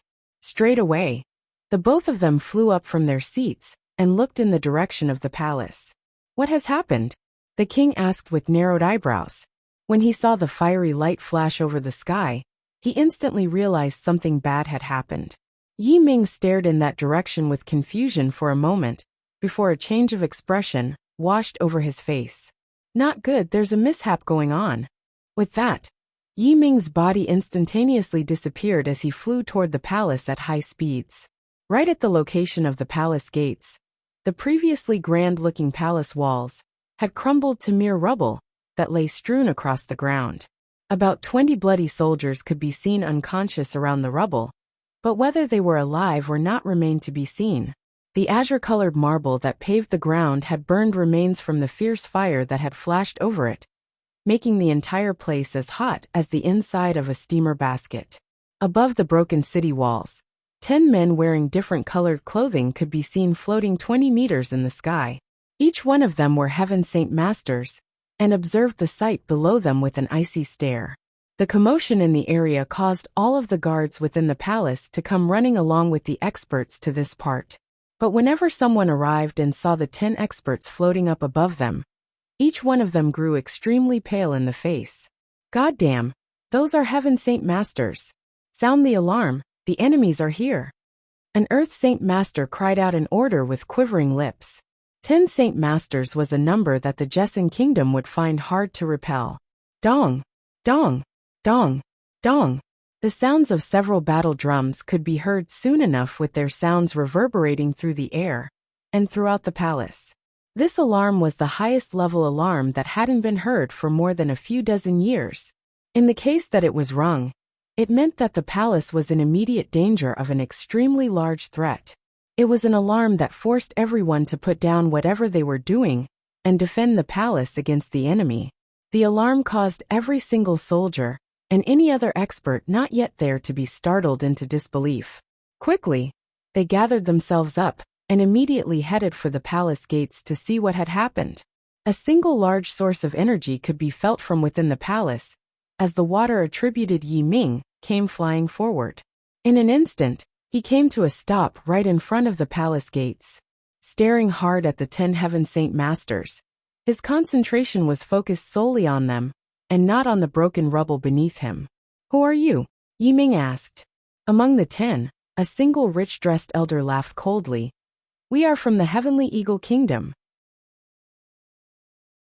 Bring out the princess of the Jessan Kingdom, as well as the one called Changyang Xiangtian right away. It would be best if you don't force us to look for them ourselves. Otherwise, the consequences for your kingdom would be far too dire to accept. The Heavenly Eagle Kingdom? So you dare to behave so atrociously toward our Jessin kingdom? You really take us to be a kingdom that is easily bullied. Yi Ming growled with an extremely serious expression. With there only being a single Heaven Saint Master at the Imperial Palace, and the other people strewn about without power, there was no way for the Jessin kingdom to call on enough strength, in such a short amount of time, to withstand the 10 Heaven Saint Masters from the Heavenly Eagle Kingdom. You speak correctly. There has been nothing of any importance that our kingdom found to fear from your kingdom. Another red-wearing middle-aged man spoke with a look of disdain. Yi Ming gave a snort. As a single person, he was not afraid of the 10 in front of him. Heavenly Eagle Kingdom, if you don't wish to bring trouble upon your own head, you would do best to retreat. If not, then the Qinhuang Kingdom will not let this matter slide. Do you not understand the connection our two kingdoms have with each other? Pa, you bluff. Don't even bother trying to convince us that your Jessin Kingdom and the Qinhuang Kingdom have some sort of secret connection. We aren't 3-year-old children, we cannot be fooled that easily. An elder laughed. They had heard from the king of the Heavenly Eagle Kingdom that there was no connection or friendship between the two kingdoms, so they weren't afraid of the power that the Qinhuang Kingdom held. Hurry up and call out the king and his daughter. Otherwise, your Jessin Kingdom's palace will be razed to the ground this very day. A suntanned elder spoke dangerously with eyes that seemed as if they could shoot lightning. By now, the Imperial Palace had already gathered 1,000 of the finest black armor soldiers. However, when they saw the 10 Heaven Saint Masters from the Heavenly Eagle Kingdom, they were stunned. A Heaven Saint Master was an entity that stood at the very top of the world. They weren't enemies that any one of the black armors could contend against. Despite having over 1,000 black armors, they were completely powerless in the face of these Heaven Saint Masters. By now, the king had finally appeared with several of the strongest black armors from the garden. Upon seeing the 10 floating Heaven Saint Masters, the king had a look of utmost concentration. However, his forward pace hadn't stopped for a moment, and continued to walk with his head held high. One of the Heavenly Eagle Kingdom noticed the king straight away, and began to whisper to his comrades, "Take a look, that's the king of the Jessin Kingdom." The 10 Heaven Saint Masters from the Heavenly Eagle Kingdom began to look at the king. Then one of them nodded. "That should be him. Let this old man take him." Then that very same person flew down to the king. "Don't think you will get away with this." Yi Ming roared as he moved to block the elder. Without hesitation, he brought out his saint weapon and sent a furious slash of energy toward the incoming elder. With an icy glare of his own, the elder took out his own saint weapon to block Yi Ming. A battle to be won is a battle that is over quickly. By Lai, let us too help Elder Mo. Another elder immediately brought out his saint weapon to attack Yi Ming. The elder he had been talking to nodded his head and immediately entered the fray, making it a 3-on-1 battle. The strength of the 3 Heaven Saint Masters were by no means weaker than Yi Ming. One of the 3 had actually been a step higher than Yi Ming in strength. With it being 1 against 3, the pressure on Yi Ming was abnormally high. With 3 people focusing on him, it was very hard to dodge or even retaliate. After all, he was not on the same level of those from the Qinhuang Kingdom or Chang Wuji from the Jessin Kingdom. The 4 men continued to battle passionately. Each strike of their saint weapons led to a large amount of energy sloughing off of their weapons. It sounded like lightning striking from the 9th layer of the heavens. The large amount of energy was enough for the palace walls to be battered again and again, inflicting several serious blows to them. The imperial palace had already been thrown into disarray from all of this. With over 1,000 of the finest soldiers running amok, they seemed as if the sky above them was sending down a disaster. "Your Highness, please get away from here." The black armors guarding the king immediately gauged that the situation wasn't clearing up, and immediately called for the king to escape into the palace depths. They all knew that against 10 Heaven Saint Masters, there was no way for them to stop them. The only solution here was to flee. One of the men from the Heavenly Eagle Kingdom instantly noticed the black armors running away with the king. With a sneer he spoke, "Pa, where do you think you're going? Do you take us as wall decorations and someone to ignore as you run away?" As he spoke, A strong amount of earth-attributed saint force wrapped around his body and trailed behind him as he sped toward the king. One of the black armors grew startled and cried out, "They're chasing us! Take his majesty and escape from here. I'll hold them off." "Yes, Captain." "Take care of yourself, Captain." Several black armors called out with serious faces. Their forward movement toward the palace hadn't stopped for a moment, as they continued to escort the king with haste toward the imperial palace through a hidden passageway. The captain of the black armors brought out a brilliantly silver machete and swung it toward the incoming Heaven Saint Master with a large shout. By clan first sword form, Sky Opener. The silver machete instantaneously transformed into a dark green color, which then exploded out from the machete's blade with a brilliant resplendent light that filled the sky. The entire world was dyed with a dark green color that shot toward the Heaven Saint Master with blinding speed. At the same time, a heaven-oppressing amount of pressure suddenly filled the entire area. The glow from the machete had locked onto the Heaven Saint Master with a fierce light. To the Heaven Saint Master, the entire area seemed as if it was locking him into a quagmire that made just moving a difficult matter. This is a Heaven-tier battle skill. The Heaven Saint Master that was chasing after the king cried out in shock. He had briefly been unable to believe just what had transpired.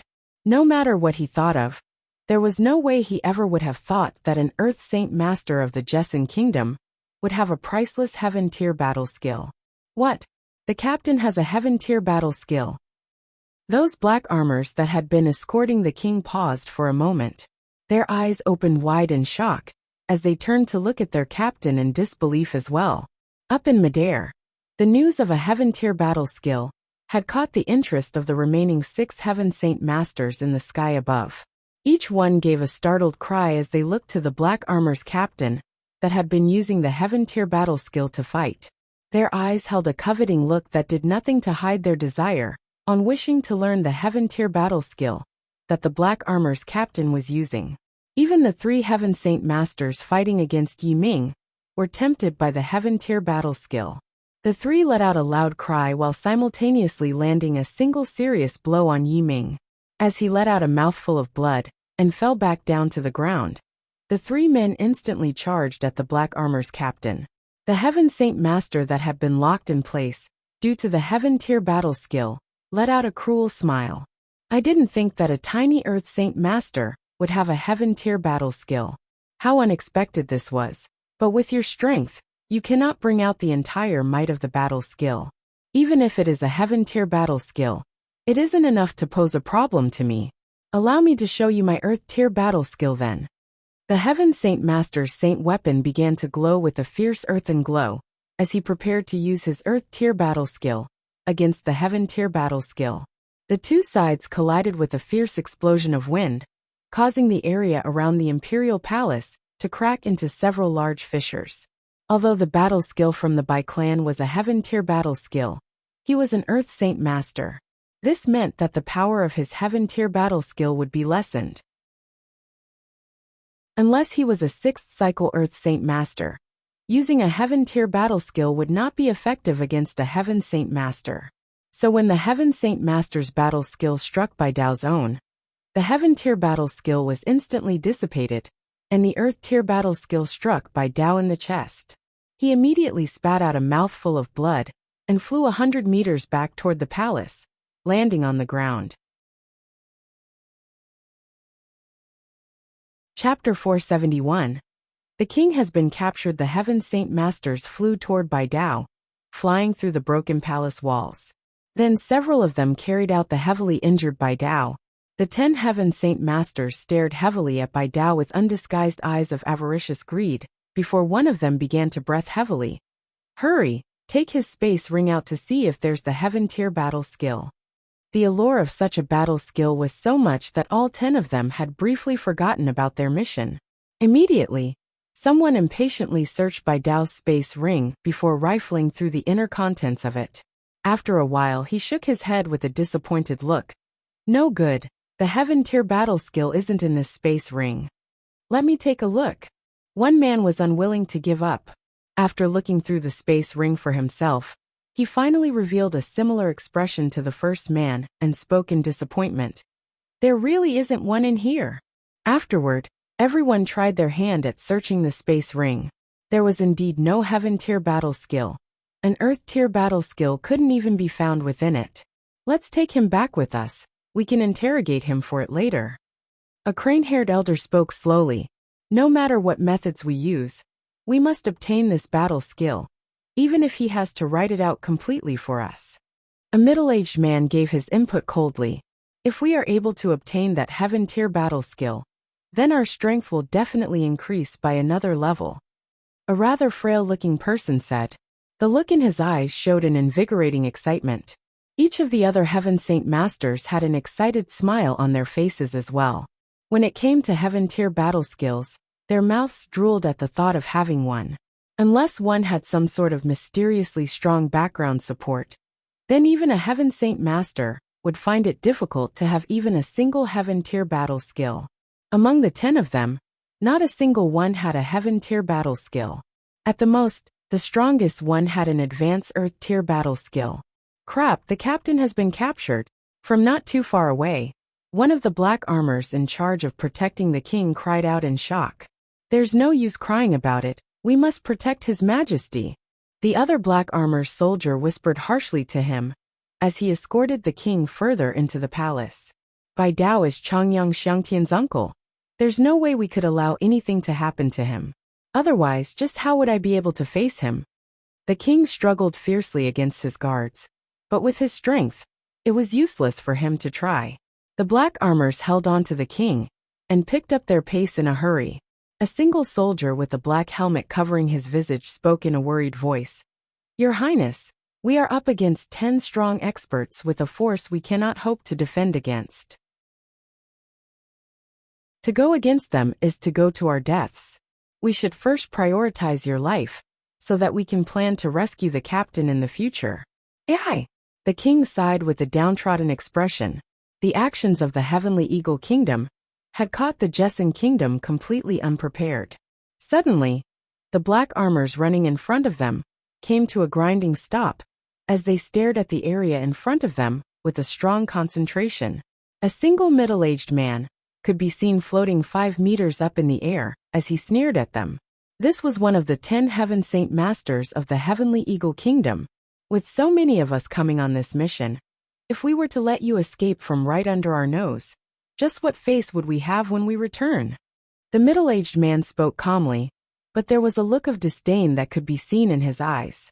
The black armors slowly circled around the king and drew out their saint weapons. On our lives, we will protect His Majesty. There was no dread to be seen in their eyes. Almost as if they gave no regards about their own lives, they charged at the Heaven Saint Masters. The middle-aged man's eyes hardened as he spoke. A group of ants you are, and yet you still act so impudent.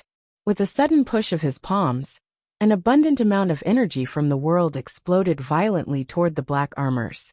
Bang! Bang! Bang! After a series of loud bangs, the black armors seemed as if they were struck by gigantic rocks. Each one spat out a large mouthful of blood and flew back through the air. The black armor they wore had already begun to splinter and crack in several different areas. Losing the several bodyguards he had, the king had finally started to feel a little alone. However, his face didn't reveal any fear. Instead, his eyes glared dangerously at the expert from the Heaven Saint Master. Your Heavenly Eagle Kingdom will pay a heavy price for your actions today. Do you not know just who the captain of the Black Armors are? He is the uncle of the Qinhuang Kingdom's Imperial Protector. What? The uncle of the Imperial Protector of the Qinhuang Kingdom? Ha ha ha ha. The words of the king had caused the middle-aged man to burst into laughter before looking at the king, as if he was an idiot. My dear king of the Jessin Kingdom, you are the ruler of the kingdom. But even you still speak such childish lies? Think about what identity the Imperial Protector of the Qinhuang Kingdom has. Would his uncle be a lowly bodyguard for a lowly king in a lowly kingdom like the Jessin Kingdom? You will regret this sooner or later. The king spoke coldly. He knew that this revelation was surprising. He didn't wish to expend any energy explaining if there would be no one to believe him. The middle-aged man slowly walked up to the king's side and put on a fake smile. Your Majesty, we only wish to invite you as a guest for our Heavenly Eagle Kingdom. At the same time, we would like to extend this invitation to your daughter and Changyang Xiangtian. You may as well call them out instead of waiting for us to do the retrieving. If we were to take a move, then that would not do well for you. Hearing this, the king's eyes flashed with an almost undetectable amount of light. Sneering, he spoke. My daughter and Changyang Xiangtian are no longer within the imperial palace. By now, they've already returned to the Changyang Manor in Lore City. If you are truly courageous, then go capture them at their manor. Humph. By now, the Jessin Kingdom had only the Changyang clan as a force that could contend against the 10 Heaven Saint Masters. Because of his knowledge, the king knew in his heart that the Changyang clan had 7 Heaven Saint Masters watching over it at the moment. Aside from Changyang Xiangtian and Chang Wuji, whose strength were nearly incomparable, the 5 imperial advisors from the Qinhuang Kingdom were fully capable of fighting 1 against 2. Right now both he and Bai Dao were captured. Whether or not they could escape would rely completely on the Changyang clan. The Changyang clan? The middle-aged man let out a snort, and a flash of cold light appeared in his eyes. Smiling sinisterly, he said, We were just on our way to trample the Changyang clan. That makes things convenient. Your Royal Highness, we will be leaving now then. With a single hand, the man carried the king by his clothes, and immediately joined with the other 9 Heaven Saint Masters. My friends, I've captured the king of the Jessin Kingdom. The man brought the king right in front of them and laughed. Where is the princess and Changyang Xiangtian? Those 2 people must be brought back as well. We cannot be missing anyone. An elder said. The middle-aged man laughed. The princess and Changyang Xiangtian weren't at the palace. Right now they're at the Changyang clan. It's fortunate that that location was already one of our target locations. There's no time to lose. Let us set off for the manor straight away. However, we must be careful around that Changyang Xiangtian. I've heard Georgian say that he wields a strange and powerful energy that can damage our saint weapons. A red-robed elder spoke from behind with a suspicious expression. There's no need to worry. I don't believe that he would be able to defend himself against all of us. With so many people, he'll be too overwhelmed to do anything. Afterward, the 10 Heaven Saint Masters brought the king and Bai Dao into the sky, leaving thousands of the black armors and the heavily injured Yi Ming to watch in agony as the group of now 12 flew away. News of the king's kidnapping spread far, and soon enough, the entire palace and city had gone into an uproar. Chapter 472. Kicking an iron panel within the Changyang Manor in Lore City, Changyang Ba and Chang Wuji were conversing with the 5 imperial advisors from the Qinhuang Kingdom in a luxurious-looking room. Jian Chen had left several days ago, giving Changyang Ba the time to chat with the 5 imperial advisors in an attempt to pull them closer together. Honored 5 imperial advisors, if living here for the past few days has not been to your liking, or if there is something not satisfactory, then please speak up, and we will definitely strive to improve. Changyang Ba spoke with a laugh. Although his own son was the imperial protector of the Qinhuang Kingdom, making the 5 imperial advisors his subordinates, Changyang Ba did not wish to treat them impolitely. After all, they were still Heaven Saint Masters in the end. Our host has been far too polite. We 5 have been very comfortable these past few days. Xiao Tian smiled. Because he was the strongest among the 5, and was exceptionally talented in his own right, he had become the substitute leader, while Jian Chen was away. During their talks, they did not treat Changyang Ba as if he was lower than them despite his strength as an Earth Saint Master. On the contrary, the 5 of them had treated him with all the respect they could. It was almost as if they feared angering him, so that they seemed more like equals. The reason for this, however, was due to his exceptional son.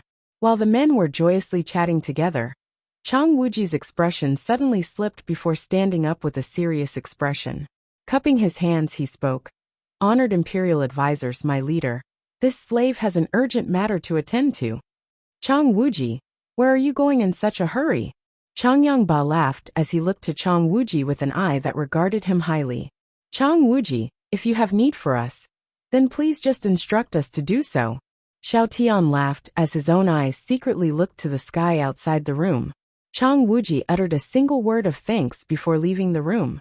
Standing outside, Chang Wuji's face grew solemn as he flew into the sky. The light in his eyes twinkled with some confusion before his own body flew higher and higher into the sky above the Changyang Manor. A heaven saint master could fly at high speeds. After rushing from the heavenly eagle kingdom, the 10 heaven saint masters, Bai Dao, and the king of the Jesson kingdom were already a few several thousand meters away from Lore City. By now, they were on a perfectly straight route for Changyang Manor. A frail-looking man looked at the map in his hands. Changyang Manor is right in front of us. He spoke. This time our target is the Changyang clan. They are a minor clan, so let us just annihilate their clan to allow them to know the consequences of offending our heavenly eagle kingdom. A crane-haired elder spoke. He was a member of the heavenly eagle kingdom's royal family, so he knew of the finer details of the entire matter more than the others. To completely destroy the Changyang clan was what the king of the heavenly eagle kingdom had wanted. Hearing this, the king of the Jesson kingdom had a look of contempt on his face as he was carried by a middle-aged man. In his heart he thought, Heavenly Eagle Kingdom, this time you've truly stirred the hornet's nest. No one can save you now. The 10 heaven saint masters quickly arrived right in front of the Changyang clan, but Chang Wuji could be seen staring at them with both his hands folded against his chest. The men from the heavenly eagle kingdom had come without disguising their power at all. The very moment they had entered the vicinity of Lore City, Xiao Tian and Chang Wuji had both sensed their presence. Chang Wuji stared grimly at the 10 experts before his eyes fell upon the king of the Jesson kingdom and the still unconscious Bai Dao. With a startled composure he cried out, Your Majesty! You must be the strongest of the Changyang clan, Chang Wuji. The crane-haired elder spoke with cold eyes and an equally cold voice.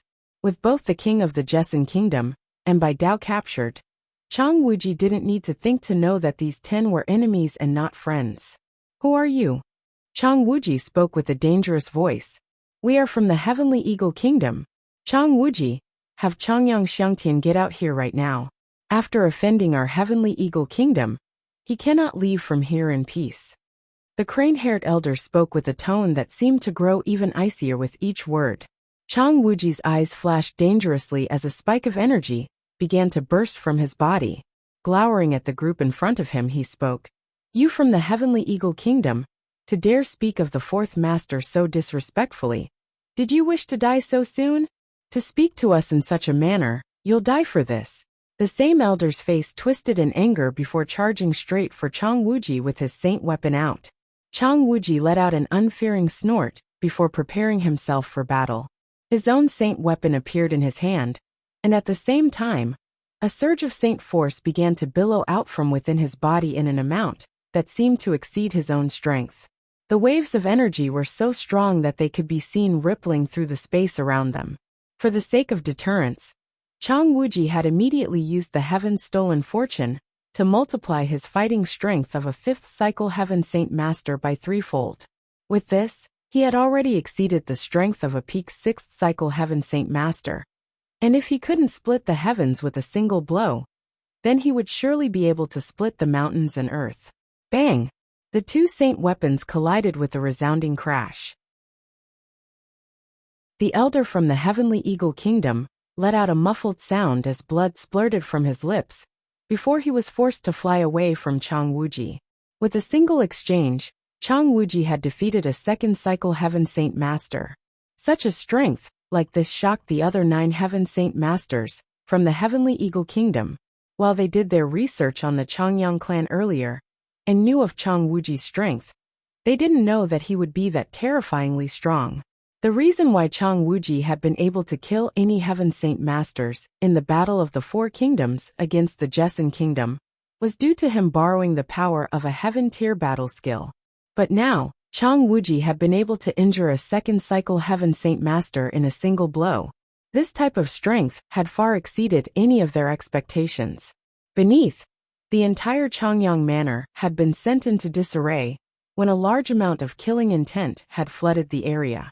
But when they all looked up to see the 11 Heaven Saint Masters, Their faces instantly slackened, and instantly found it hard to swallow their saliva, due to their mouths dropping open. Unhand his majesty and bow down straight away or face the consequences. Chang Wuji didn't continue to attack, and instead stared heavily at the men in front of him.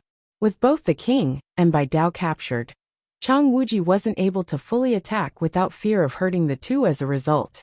Be at ease, Chang Wuji. While I admit that your strength is beyond any one of us in a one-against-one match, but you are only just one man. Combined with Changyang Xiangtian, there is only 2 Heaven Saint Masters within the Changyang clan. Compared to the 10 of us, do you think the 2 of you have a chance? An elder reasoned. Chang Wuji gave a cold smile. You underestimate our Changyang clan. Now release the 2 immediately, we've still time to talk about this.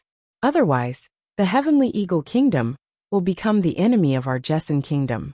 Your annihilation will be in due time by then. Ha ha ha, what a great joke you know how to spin. Your Jessen Kingdom has no way of destroying our Heavenly Eagle Kingdom. The crane-haired elder laughed in disdain. At that moment, the one that flew at Chang Wuji had flown back up. His face was pale, and a hint of fear could be seen in the lights of his eyes. A man wearing a bright red robe with equally red hair spoke. They are all dead men walking. Why waste words and time on them? Have some people deal with Chang Wuji. 2 others will go search for Changyang Xiangtian. What a coward for life he is if he doesn't dare to come out. The red-haired elder was a 4th cycle Heaven Saint Master, and also the strongest of the group. Within the Heavenly Eagle Kingdom, many had already seen him as their leader for the mission. That works.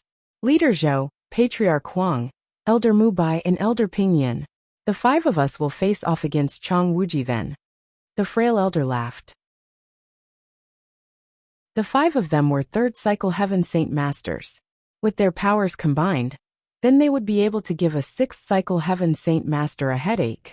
The 5 elders took a stride forward in midair at the same time. Smiling, one of them spoke. I've heard Chang Wuji has a heaven-tier battle skill.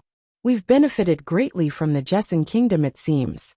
At this, the other 4 men began to talk among themselves for a moment before quickly engaging Chang Wuji into a brawl. Father! Suddenly, a frantic cry could be heard from below only for everyone to see Princess Yu Yu and Bai Yuntian standing beneath them. Their faces had a terrified look as they saw the king within the hands of the Heavenly Eagle Kingdom.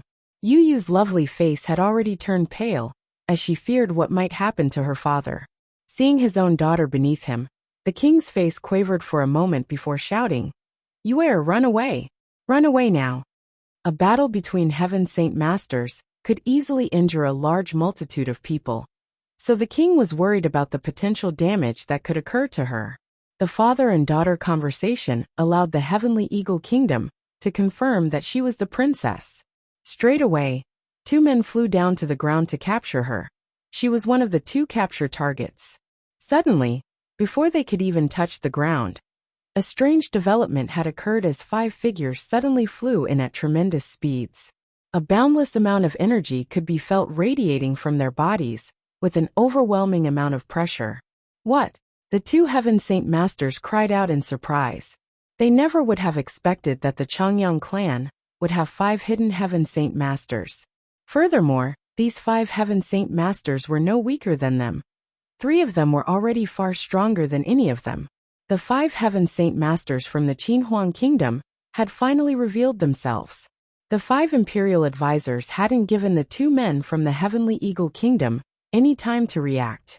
The 5 of them instantly drew close to the enemy, and together, they quickly delivered multiple blows to the 2, causing them to fly back with blood coming out from their mouths.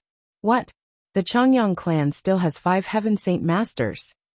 How is that possible? Since when did the Changyang clan gain so many? Could all of the experts of the Jessen Kingdom be gathered within Changyang Manor? The entire Heavenly Eagle Kingdom was startled since this had been far beyond their expectations. None of them had thought for a single moment that the Changyang clan would have any hidden experts, especially people with the same amount of strength that these 5 Heaven Saint Masters were exuding. This led the Heavenly Eagle Kingdom to feel especially grim, since this new group seemed as if a 3rd cycle Heaven Saint Master was the weakest among their group, And even he wasn't any weaker than Chang Wuji.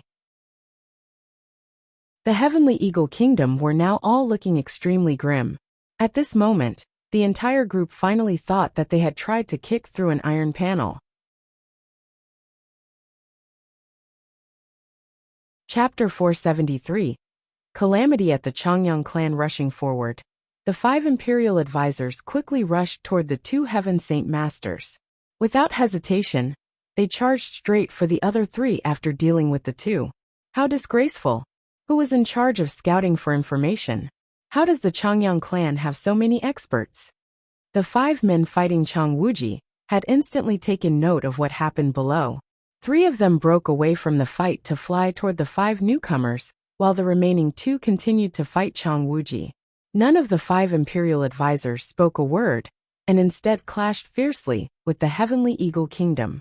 Among the Heavenly Eagle Kingdom, their strongest Heaven Saint Master was the red-haired elder, who was currently facing off against Xiao Tian, while the others faced off against another. The middle-aged man with the king of the Jessen Kingdom handed him over to the other man next to him before saying, "I'll leave the king to you. Look over him while I go lend a hand." The other man took the king and shifted the still unconscious Bai Dao over to his right hand. "Be careful." The first middle-aged man gave a serious nod before taking out his saint weapon to enter the battle. There were a total of 10 Heaven Saint Masters involved in battle now. The battle over the Changyang clan would be a strong one. The red-haired 4th cycle Heaven Saint Master continued to exchange several rounds of attacks with Xiao Tian. When the moment came for Xiao Tian to land a single blow on the man's chest, he spat out some blood, and the color in his face drained away. Xiao Tian was a 5th cycle Heaven Saint Master and an imperial advisor for the Qinhuang Kingdom. His battle strength far exceeded any other 5th cycle Heaven Saint Master, and it could even be said to be comparable to a 6th cycle Heaven Saint Master. Thus, there was an extremely noticeable difference between the Heaven Saint Master from the Heavenly Eagle Kingdom and him. Upon seeing Xiao Tian's strength, the red-haired man had an extremely serious look on his face before he spoke. "The Jessen Kingdom can't possibly have an expert like you. You aren't from around this kingdom, so who are you?" Xiao Tian didn't bother to reply and instead brought his saint weapon toward the red-haired elder with a powerful stroke. In a flash, the red-haired man had no other choice but to block the strike with his own weapon. "Come help me." Stuck in such a precarious situation, the red-haired elder no longer cared for his pride and cried out for assistance. Hearing the red-haired man cry out for help, the other 2 men turned pale in the face. Their mouths still dripping with blood, they immediately joined in on the fight, so that they could fight 3-on-1 against Xiao Tian. These 2 men had first been responsible for capturing the princess, but they had been immediately wounded by the appearance of the imperial advisors. After they were injured by the 5, their strengths were at best 70% of their maximum fighting capacity. Even with them uniting with the red-haired man, they were incapable of defeating Xiao Tian. At most, they would only be able to keep up some sort of balance with difficulty. So another 3 Heaven Saint Masters had stopped their attack on Chang Wuji to fight Xiao Tian. His strength wasn't that far away from Xiao Tian's, and after several exchanges, he had already begun to regain the advantage despite being set back earlier, giving the men he was fighting no time to retaliate. There were 10 Heaven Saint Masters from the Heavenly Eagle Kingdom. One of them held both the king and Bai Dao as prisoner, while the other 9 were locked in close combat. Among those 9, Xiao Tian was fighting 3, Chang Wuji was now fighting 2, and the both of them were winning. The remaining 4 were now locked in close combat with the remaining 4 imperial advisors. Qing Xiaofan, Dongyi Junbai, Chao Kachin, and Tian Luo were 3rd and 4th cycle Heaven Saint Masters. Their strength could compare to Heaven Saint Masters a cycle ahead of them, and combined with their dominating battle strength, they were fully capable of completely suppressing the Heavenly Eagle Kingdom men. Those of the same level of strength would find it a very challenging task to defeat one another in a one-on-one battle. However, the Qinhuang Kingdom was known as one of the 8 great powers, a title that was second only to the 3 great empires on the Tianyuan continent. To become an imperial advisor, the best of the best had to be chosen. With 15 Heaven Saint Masters doing battle, the fight was a sight to behold. Each exchange and each collision created a tremendous blast with sounds that could be heard from far away. The entire Lore City by this point had ceased its actions, so every person could stare in the direction of the Changyang clan in confusion. Even the mercenaries who were eating in a nearby restaurant ran out into the streets, or toward the upper levels of the restaurant, in order to survey the scene, or to discuss with each other.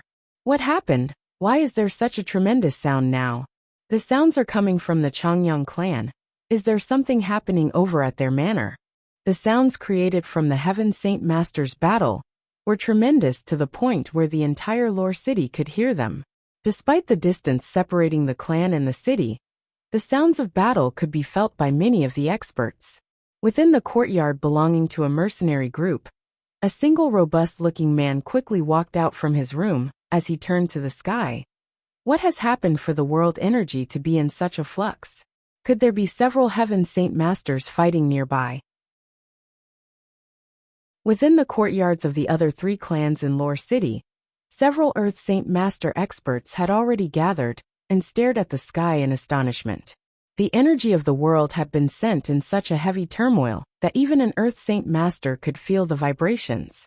The amount of powerful energy felt in the world was enough to cause any one of them to jump in fright.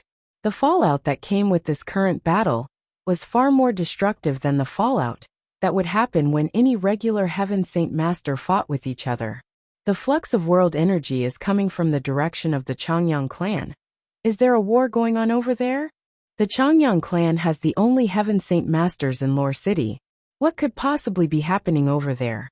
The men from the 3 clans began to converse with other Earth Saint Masters in an attempt to guess what was happening. Each one of them was extremely curious and immediately set out in a rush toward the Changyang clan. Even the city lord of Lore City was startled.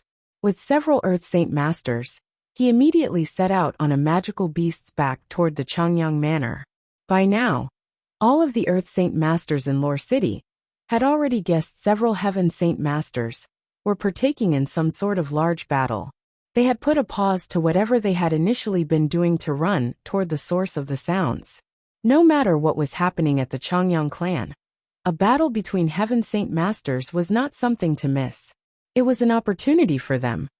There was a chance that one of them would be able to comprehend the mysteries of the world wielded by one of the Heaven Saint Masters and make the breakthrough to become a Heaven Saint Master as well.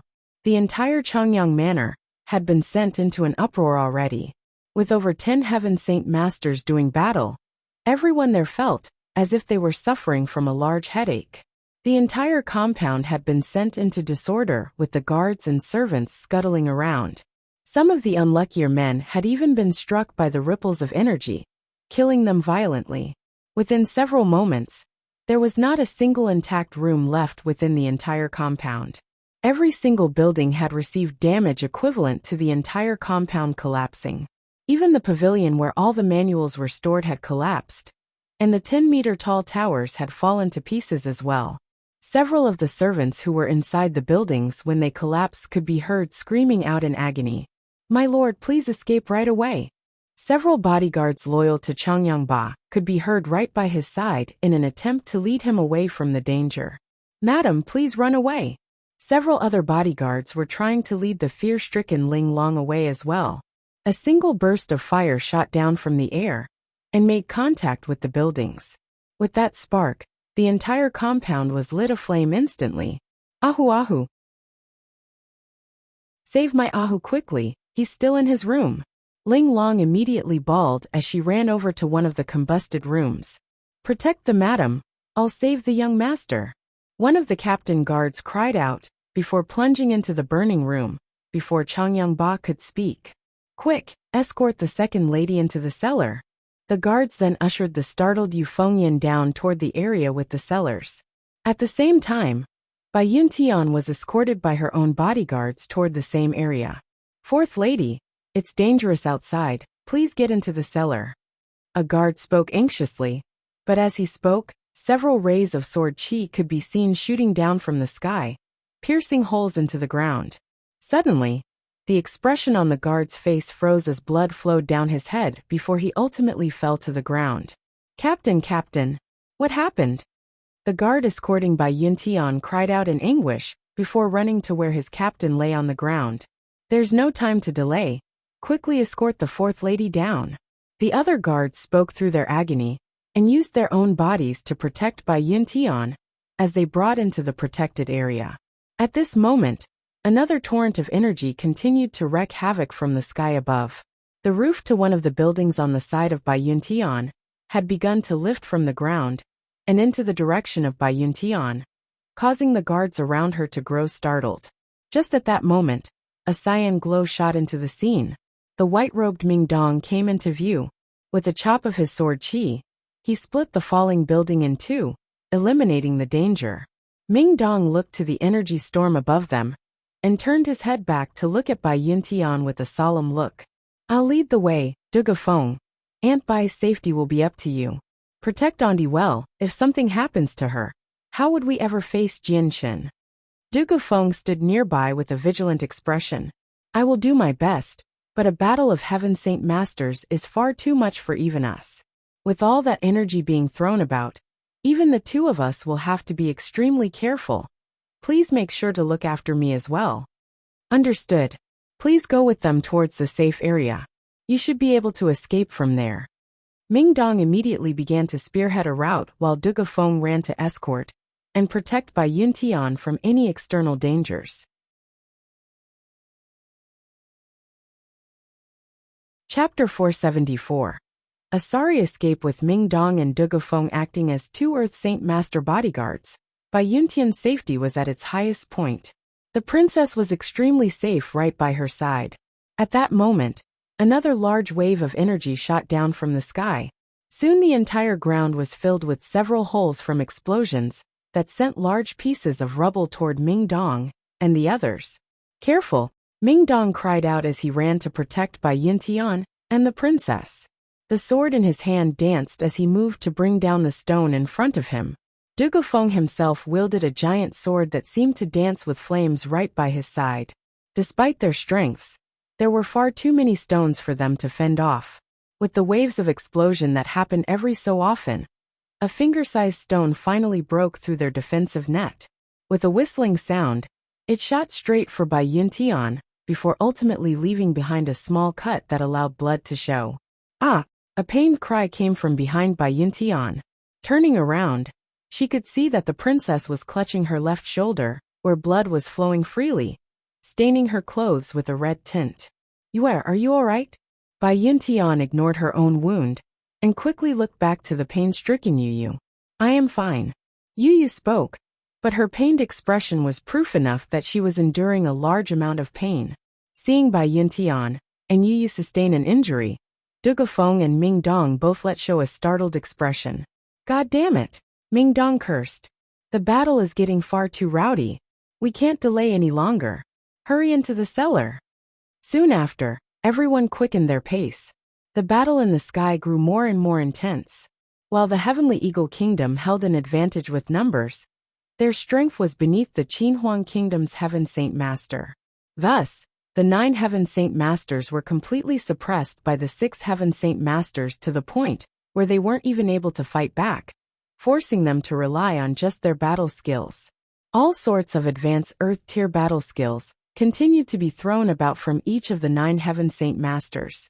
Whenever they made contact with the individuals from the Changyang clan, they would explode with a terrifyingly huge amount of energy that would distort the space around them. With the intensity of the energy, the space seemed like it would split itself apart. Although there was a very noticeable difference between a Heaven-tier battle skill and an Earth-tier battle skill in terms of power, when a Heaven Saint Master used an Earth-tier battle skill, the power from it should not be underestimated, especially when 9 Heaven Saint Masters used one at the same time. The amount of power that would overlap each other was tantamount to several Heaven-tier battle skills clashing and could shatter the firmaments of the heavens. Ah! Suddenly, a cry of agony could be heard, piercing cleanly through the exploding sounds of battle. Turning to look, everyone could see the Heaven Saint Master that was fighting Chang Wuji had his right hand chopped off. The arm flopped to the ground while blood sprayed out of the stump like rain. Chang Wuji's eyes had a thirst for blood in them as he stepped forward, without letting the man escape him. With a thundering clap of sound, his sword stabbed straight through the man's chest. "Elder Ping Yun!" The other man fighting Chang Wuji cried out in shock. Charging forward, he attempted to stab Chang Wuji through the chest as well. With an ice-cold expression, Chang Wuji pulled his sword out from the man's chest and swung his sword with all his might toward the incoming enemy. By himself, how could a third-cycle Heaven Saint Master be a match for Chang Wuji? With a single thrust of his sword, Chang Wuji repelled the man. Chang Wuji's face was especially gloomy, and a fury radiated from his eyes. There was no way he didn't know what was happening down below him. But with the two men he was fighting annoying him to death, there had been no way for him to go down to save anyone. Chang Wuji's gaze locked onto the chest of the man he had stabbed. With a single step, he flew toward him, and with his sword hand falling downward, he moved to lop off the man's head. Although using a heaven-tier battle skill would easily kill his opponent, it would also require a large amount of saint force. Not only that, but the Changyang clan down below would be hit with the fallout. A heaven-tier battle skill would decimate the entire manor. Seeing the sword falling down at a tremendous speed, the man's face fell with shock. First he had lost his right arm, then he had a hole straight through his chest. The two of these two wounds had already brought forth a tremendous amount of damage. He wouldn't even have enough energy to defend himself against another strike, so he opted to fall toward the ground. With a sneer, Chang Wuji's sword tip shot forth 10 meters in an instant. Quickly, the sword came down with an executing slash that bisected the man's head, killing his soul. Thus, the very first individual from the Heavenly Eagle Kingdom was killed by Chang Wuji. "Elder Ping Yun!" A grief-filled voice called out from the man who had been sent flying back from Chang Wuji's earlier blow. "Heavenly Eagle Kingdom, today I will ensure that you pay a heavy price for your actions." Chang Wuji exclaimed as he brought his sword flying toward the other man with a swift motion. After seeing Chang Wuji kill someone, the other 5 Heaven Saint Masters from the Qinhuang Kingdom grew excited. Their movements grew quicker, and in the span of several seconds, the enemy side gained new wounds. Blood spilled from their mouths as their momentum fell like an arrow at the end of its flight. Bang! Suddenly, a splurt of blood could be seen falling through the sky. Xiao Tian's hand had rammed straight into one of the Heaven Saint Master's head, pulverizing it into a bloody mess. Thus, the second Heaven Saint Master from the Heavenly Eagle Kingdom had fallen. "We can't win, retreat."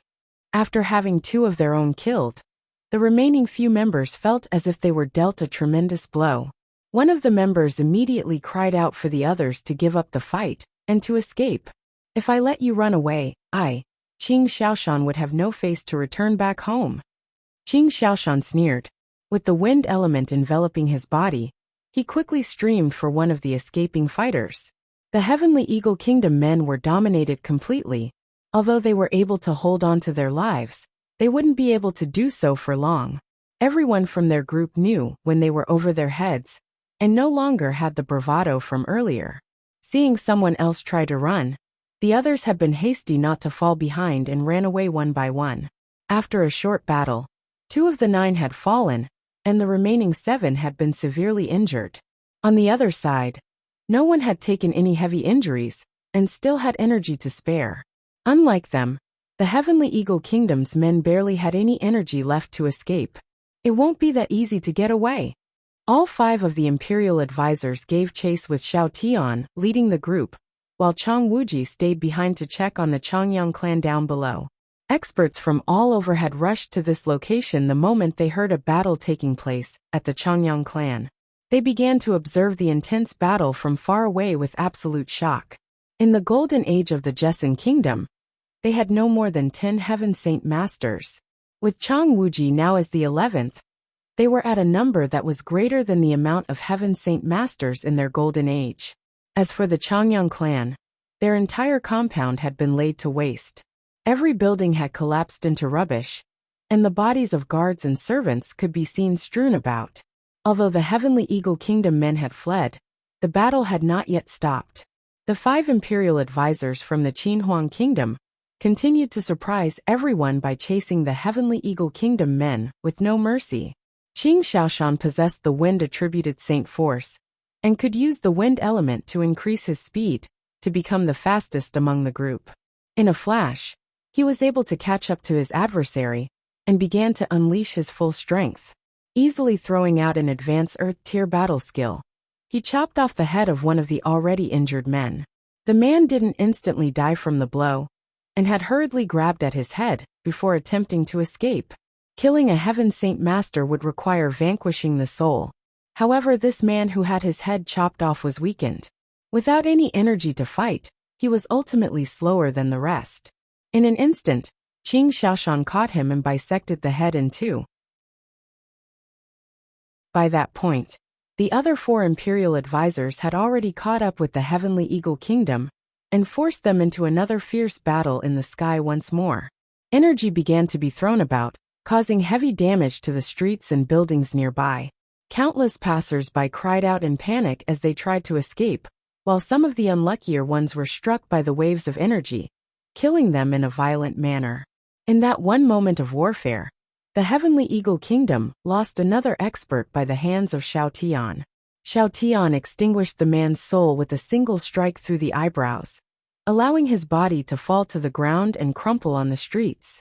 The man who was holding both the king and Bai Dao realized that if he didn't take an emergency action here and now, it would be insanely difficult for him to run away. With that in mind, he immediately threw both captives in opposing directions before shouting, "If you wish for the king, then here you have him." The 5 imperial advisors had stayed within the Changyang clan for many days, and thus learned many things from their talks with Changyang Ba. So they knew the identity of these 2. One of them was the future father-in-law of their imperial protector. The other was the uncle of their imperial protector. Both of these men were of high importance, and so there had been no hesitation in what to do next. Straight away, 2 of the 5 men broke away to rescue the king and Bai Dao. The one who had thrown the 2 had not yet ran away. Immediately taking out his saint weapon, he quickly used a mighty Earth-tier battle skill in an attempt to save his comrades. The 2 Heaven Saint Masters that were not able to run away due to their injuries tried their best to take advantage of the moment where the king and Bai Dao were being rescued. They were able to run away as sorry figures with the assistance of their comrade, forcing the other 3 to pull back after several moments. The king and Bai Dao were both safely rescued. The 2 of them were rather weak and had been in a state of unconsciousness. If they were to hit the ground as they were, it would be a stroke of luck if they didn't die. "We can't let them run away like this," Luo Tian spoke as he looked at the escaping men, his foot itching to give chase. Stopping Luo Tian, Xiao Tian spoke, "Forget that for now. The Imperial Protector won't let this debt go unpaid so easily. For now, our top priority is to return these people back to the Changyang clan and save the others." "Right, saving them is our top priority. If something were to happen to anyone of importance, then how could we justify ourselves?" Dong Yijunbai agreed. Afterward, the 5 imperial advisors returned to the Changyang manor, leaving behind the corpses of the 2 men from the Heavenly Eagle Kingdom on the streets. The fight had not lasted long, and the commotion that had struck Lore City had finally abated. From the 10 Heaven Saint Masters from the Heavenly Eagle Kingdom, in the end, only 6 of them had been able to escape.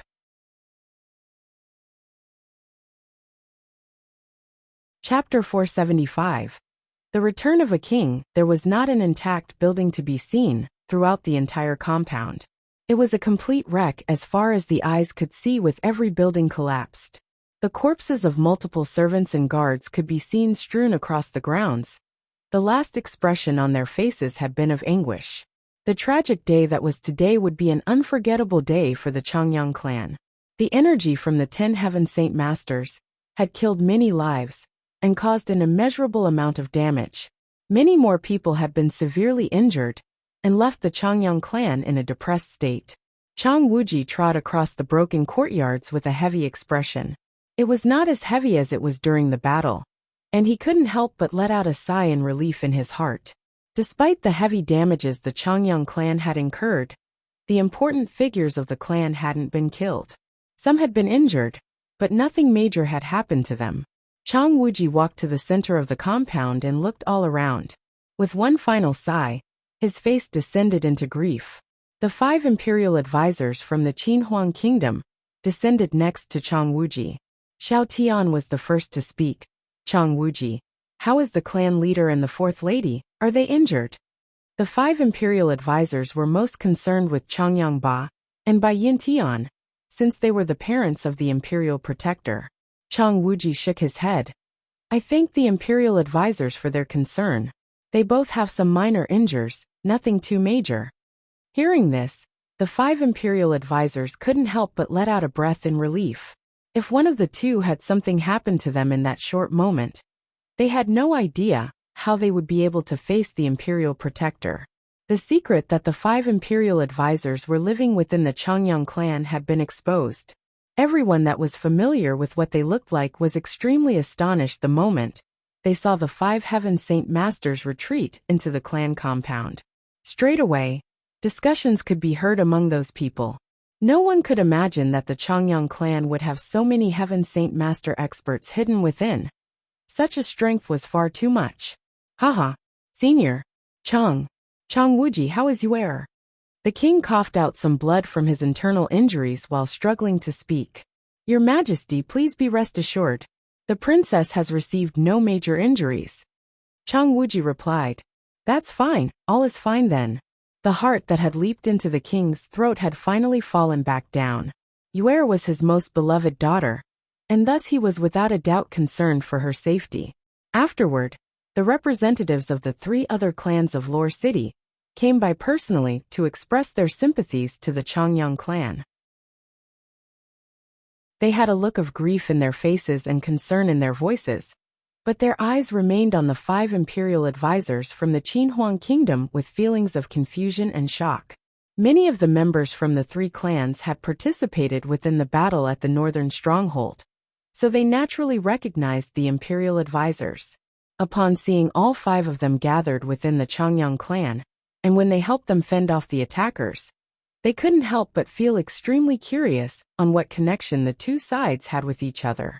However, not a single one of them had dared ask why, and could only speculate in secret. None of the 3 clans were in any desire to leave quickly. Instead, they had their men personally help survey the damage to the clan. Despite the entire clan being leveled and destroyed, it did not weaken their reputation or fame. If anything, this had strengthened it. After all, they not only had even more Heaven Saint Masters than before, but they were able to emerge victorious over several experts from the Heavenly Eagle Kingdom. Suddenly, a cyan color burst through the sky, like a lightning bolt, headed toward the Changyang clan. In an instant, the light came to a stop and began to hover over it. Another Heaven Saint Master? How fast this one is! When everyone saw this airborne person, they all let out a startled cry in confusion on whether this was a friend or foe. The 5 imperial advisors and Chang Wuji both revealed stunned looks on their faces. Turning to look up, their eyes held a dangerous gleam. However, when they saw the facial appearance of the man floating above, a joyous look overcame their faces. The 4th master has returned. Honored imperial protector. This cyan-colored blur had been Jianchen. After 2 days of constant traveling, he had finally returned to Lore City from the cave of the Saint Ruler. Jianchen floated above Changyang Manor with a sluggish look. His eyes didn't dare believe the reality of what he was seeing. In the several days when he was gone, the entire Changyang clan had undergone a tremendous change. The previously pristine and grand clan compound had disappeared into nothingness. All that remained was a single ruin with thousands of scars and holes, as well as bloody bodies strewn about. Is this truly the Changyang clan? What has happened? The light in Jianchen's eyes was quite dull as he muttered to himself in an absent-minded manner. Even the joyous feeling he had felt after receiving the Saint Ruler's skeleton had been completely obliterated. Jianchen's expression grew more and more dangerous as he descended down to the ground near the ruins. Chang Wuji and the 5 imperial advisors quickly rushed over to Jianchen's side. But before they could say anything, Jianchen spoke first. Uncle Chang, what has happened here? How did the Changyang clan be reduced to such a state? Jian Chen's voice was filled with concern, and his expression with worry. In his recent return, he had no idea just what could possibly happen for the Changyang clan to undergo such a tremendous transformation. Chang Wuji let out a long breath of air. Fourth Master, 10 Heaven Saint Masters from the Heavenly Eagle Kingdom, had only just came by with Bai Dao and His Majesty in their grasps. They had spoken some claptrap about capturing you. But after a battle between them and us, the Changyang clan was inadvertently damaged by the fallout. Hearing this, a sudden explosion of killing intent burst from Jian Chen's body. A fierce glare started to grow brighter and brighter, almost as if he was a bloodthirsty tiger, whose stare could cause any person to shiver in fear. The temperature within the immediate area instantly dropped several degrees. Some of the weaker people around them began to feel as if they were submerged within ice-cold water, and they began to shiver. Heavenly Eagle Kingdom. Jian Chen spat out one word at a time in his anger, as his fist began to crack from being held so tightly. This time, the Heavenly Eagle Kingdom had truly infuriated him. Suddenly, a thought crossed Jian Chen's mind. His expression immediately changed as he hurriedly asked, "Uncle Chang, what of my parents? Are they all right?" The leader and the fourth lady are underground with only minor injuries. Chang Wuji spoke. Before he could finish speaking, Jian Chen had already disappeared into a blur, headed toward the underground rooms. The underground rooms were about 100 meters deep, and were very dim. Despite that, it was very spacious, and could fit well over 1,000 people in there with even more rooms to accommodate them all. The very moment Jian Chen entered the rooms below, he could see several of the higher-ranking members of the clan, and their guards come walking out. Fourth Master. Some of the guards instantly saluted him when they saw him. "Where is my mother?" Jian Chen immediately demanded with a dangerous gleam in his eyes, causing the guard to avoid looking him in the eye. "The fourth lady is in the biggest room." The guard answered quickly. He immediately ran past them, and into the biggest room in the underground area. However, it would be more appropriate to call these rooms caves, instead, due to their appearance. After entering the room, Jian Chen not only found his parents, but even the oldest aunt Ling Long, second aunt Yu Fengyan, and third aunt Bai Yushuang. His third brother Changyang, who was by his mother's side, while several other men covered in blood sat by some of the traumatized women. Right by the entrance, Ming Dong and Duge Feng stood guard. When their eyes met, they didn't need to speak to convey a conversation. "Mother, are you all right?" Jian Chen quickly walked forward with a worried expression. In this moment, Jian Chen looked at the wound on his mother's head with an aghast expression. "Mother, you're hurt." "Xianger, your mother is fine. Go look for Yuer, her injuries are even worse than mine." Bai Yuntian didn't care for her own injuries, and instead was extremely concerned for her future daughter-in-law. At this moment, the princess lay on a bed with an extremely pale face that was scrunched up in pain. Arriving by the bedside, Jian Chen began to inspect the princess for the extent of her wounds. A solemn expression began to overtake his expression as he made his diagnosis. A stone was lodged in the princess' left shoulder, leaving a finger-sized hole within it. There was also a single wound on the left side of her back from where another stone had struck it. A stone had entered her body and nearly injured her heart. The other inner organs had also been struck, leaving behind a dangerous-looking internal injury. "Xianger, your mother knows you have the ability to heal Yuer, please save her. She has an extremely dangerous wound." Bai Yuntian whispered to Jian Chen in concern, afraid that the princess would die from her wounds. Jian Chen nodded. "The battle outside has stopped. Mother, you should go out to check. I'll treat Princess Yu." Bai Yuntian had no objections to that. After a few more words, she left the room, leaving Jian Chen behind with the princess. "Brother will head up first." Ming Dong pulled Duge Feng away from the room. If this was any other time, then Ming Dong would have taken his time to fire question after question to Jian Chen. Ming Dong didn't have the heart to, since such an event happened to the Changyang clan. After everyone had left, Jian Chen closed the door gingerly behind him and walked back to the bed with a complex expression. With barely a few days of her living in the clan compound, The princess had been heavily injured. This made Jianchen feel extremely apologetic, almost as if he had personally let her down. Despite the wounds on the princess being quite heavy, she was still awake and capable of clear thought. Her limpid eyes had a strange luster to them as she stared nervously at Jianchen. Her pale face had a slightly red hue that revealed her shyness. In her heart, despite the troubling moment, she couldn't help but have a nervous delight from such a situation. Jianchen sat by her bedside and spoke gently. "Princess Yu, it may be a little painful in the next few moments. Please try to endure."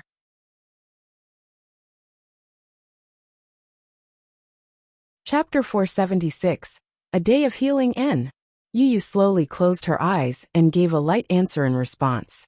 However, she couldn't help but feel slightly disappointed and unhappy from the way Jianchen had called out to her. Princess Jelen was a name His Majesty had given her, but her real name was Yu. Back in the flower garden at the Imperial Palace, Yu had stated that Jianchen should call her by her real name. Seeing how Jianchen was still calling her princess, Yu couldn't help but feel that the connection the two had with each other had suddenly grown even further apart. Jianchen was naturally unaware of Yu's thoughts.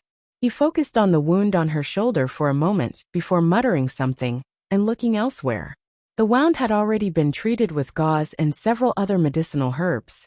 Jianchen held a pair of scissors in his hand and began to slowly cut away the clothes near Yu's wounds. Following a kacha, the scissors cut a perfect circle in the middle of Yu's luxurious robes. Underneath, Yu's slender white skin could be seen along with the faint pink undergarments she wore. Sensing that Yu's heart had begun to skip a beat, Jianchen opened his mouth to explain. "Princess Yu, the stone has already entered your body. In order to advance with your healing, I must remove it first." Yu closed her eyes afterward without another word. However, as she lay on the bed, she felt her body grow stiff with anxiety as a cold sensation began to spread into her left shoulder. This made Yu realize that her entire body could be seen in its entirety by this single man. With such a thought, her face began to blush slightly.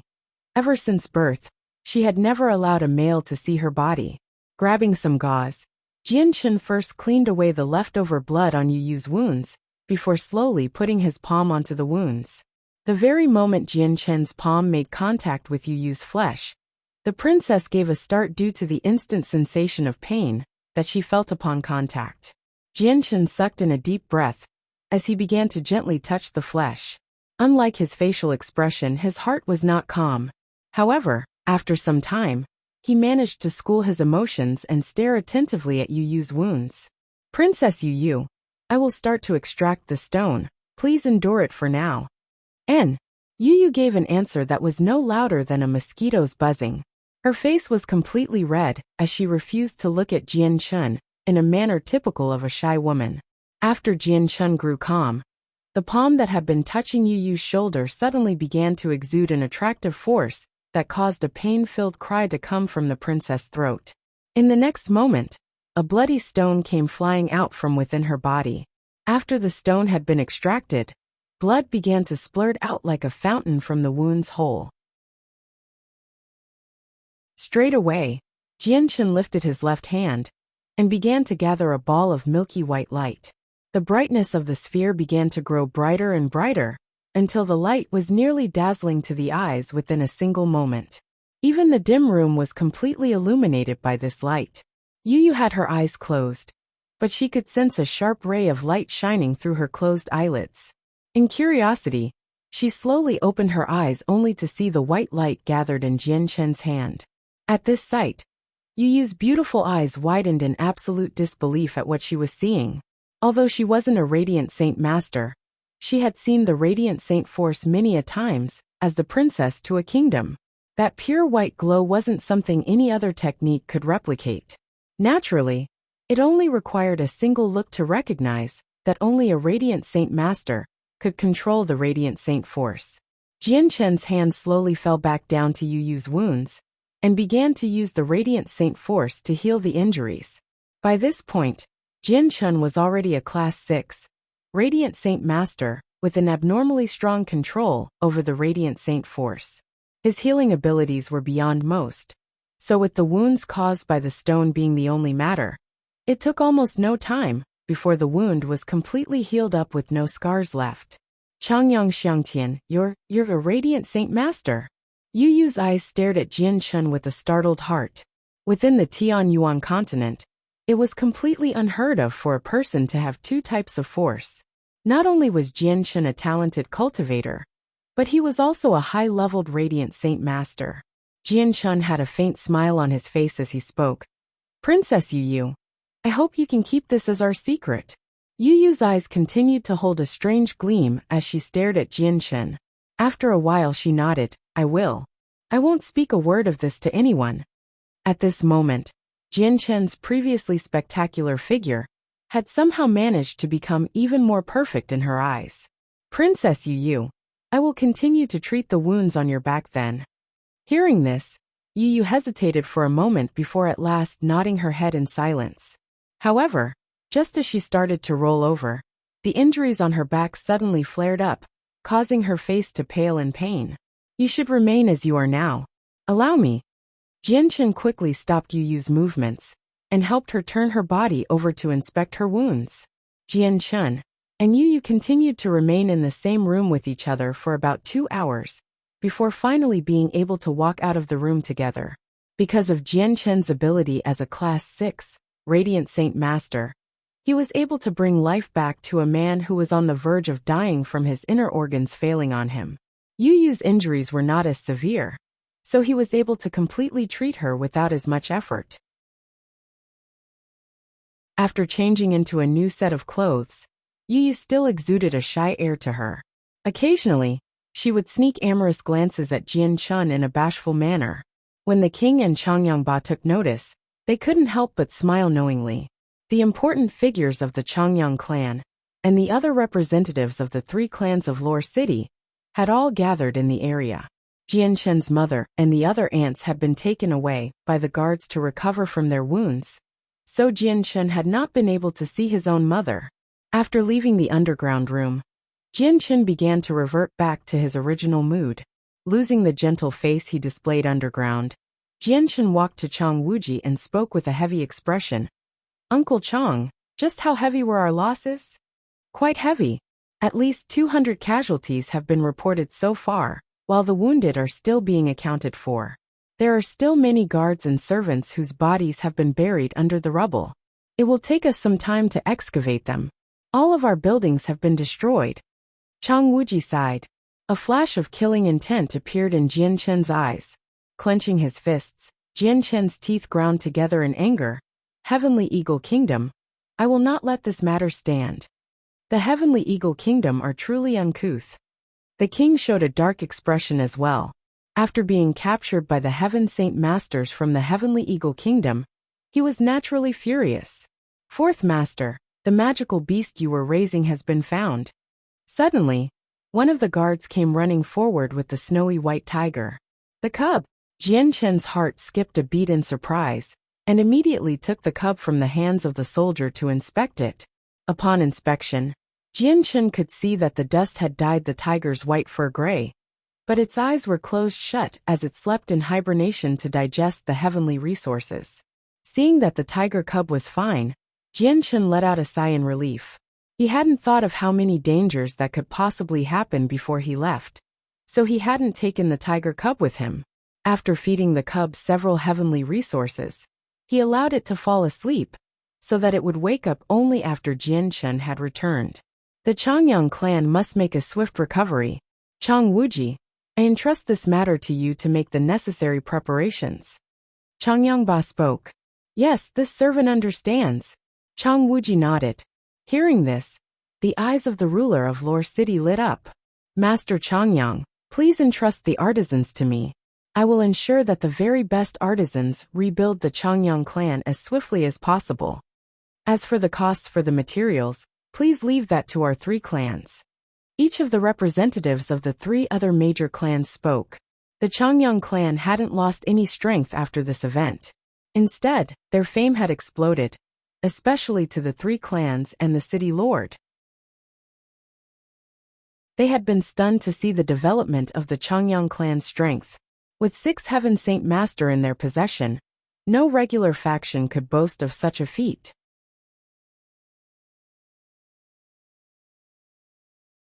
Chapter 477.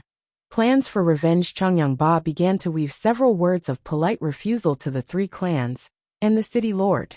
My Changyang clan truly appreciates your kindness and goodwill.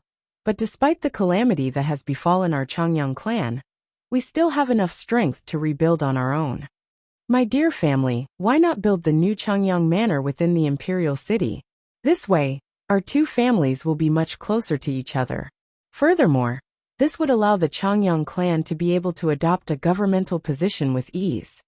The king of the Jessin kingdom spoke with an expectant expression. If the power of the Changyang clan wasn't contained in the imperial city, then it would be a great loss. If the Changyang clan were to be rebuilt within the imperial city, then the strength of the city would be increased by another level. If something like this happened again, then there would be even more experts ready to answer the call. That is, Changyangba began to hesitate. The Changyang clan's roots ran deep within Lore City, but with the strength and fame of the Changyang clan now, they would surely become the #1 faction within the imperial city. A result like this would not be a tremendous loss, but at the same time, it would be a major issue if they truly wished to relocate. After all, the reason why the Changyang clan was in Lore City was due to the patriarch's arrangements. Seeing Changyangba's expression, Chang Wuji's face grew stiff. My lord, we cannot choose this option. Residing the Changyang clan in Lore City was the decision of our patriarch. Lore City could be said to be our ancestral home. Just how could we leave it so easily? Chang Wuji held an especially special position within the Changyang clan. Although he was not a qualified elder of the clan, even the leader of the clan wouldn't be able to ignore his words. With Chang Wuji's firm opposition, Changyangba could only decide on declining the king's suggestion. The king could only sigh inwardly to himself with disappointment. He had truly wished for the Changyang clan to be rebuilt within the imperial city. That way, he would have added a strong addition to his defenses. The servants and several soldiers of the Changyang clan began to clear away the rubble in the compound, while the elders stored books in their space rings to prevent anyone from stealing them. After all the preparations were done, the clan took up residency in several inns for the time being. At the same time, they called all of the artisans and blacksmiths of Lore City to work around the clock. More than 1,000 artisans gathered that night and began to rebuild the Changyang clan. The king then issued a decree that made many of the nearby cities send their highest quality building materials, so that the Changyang clan would be able to be constructed with ease. After issuing the decree, the king grew worried with the safety of the imperial palace. So with barely enough time to dress his wounds, the king immediately left to travel back to the palace. However, Jianchen was worried for the king's safety. Therefore, he had Xiao Tian and Qing Xiaofan accompany the king back. Such an entourage like this would heighten the imperial palace's defenses as well. On the second day, the Changyang clan used a healthy sum of money to hire several radiant saint masters from the nearby cities. Specializing in healing the injuries of others, these radiant saint masters also had plenty of medicines that were powerful in aiding the healing process of the servants and soldiers. The 4 deceased men from the Heavenly Eagle Kingdom had their space rings, and the items within confiscated for the clan. From within, the Changyang clan was able to obtain many precious items, monster cores and money. There had even been several advanced Earth-tier battle skills that made up for what had been lost. The management of the reconstruction of the Changyang clan was monopolized by Chang Wuji. With him in charge, the others were able to relax a little. Within one of the inns, Changyangba, Bai Yuntian, Jianchen, and Yu were all standing outside an enclosed room. If seen from a crack outside, a faint white light could be seen shining from within the room. The 4 continued to wait for an hour before the door finally opened. 3 white-robed men with pale complexions came walking out of the room exhausted. These 3 men were Class 4, Radiant Saint Masters from the nearby cities, and were among the 7 strongest Radiant Saint Masters in the Jessin Kingdom. When the 3 middle-aged men came walking outside, they greeted the 4th Master, my lord. With the combined efforts of us three, the man's injuries have stabilized for the time being. He has already awoken and wishes to see you. I thank you three for your troubles. Chang Yangba spoke in gratitude before walking into the room along with Jian Chen, his mother, and Yu right behind him. Laying on the bed was the captain of the black armors Bai Dao. However, his previously pitch-black armor had long since been worn down from the many wounds and injuries he had received. Bai Dao had been treated by 3 Class 4 Radiant Saint Masters, but his wounds had been far too serious. Thus, his wounds were still not fully healed, and his face was still a pale white color. Seeing Jian Chen and the others having no major injuries, Bai Dao let out a sigh in relief before speaking weakly. How is the situation now? They naturally understood what Bai Dao meant. It was fortunate that the 5 imperial advisors were here. We were able to beat back the men from the Heavenly Eagle Kingdom. Furthermore, we were even able to kill 4 of them, while the remaining survivors fled with heavy injuries.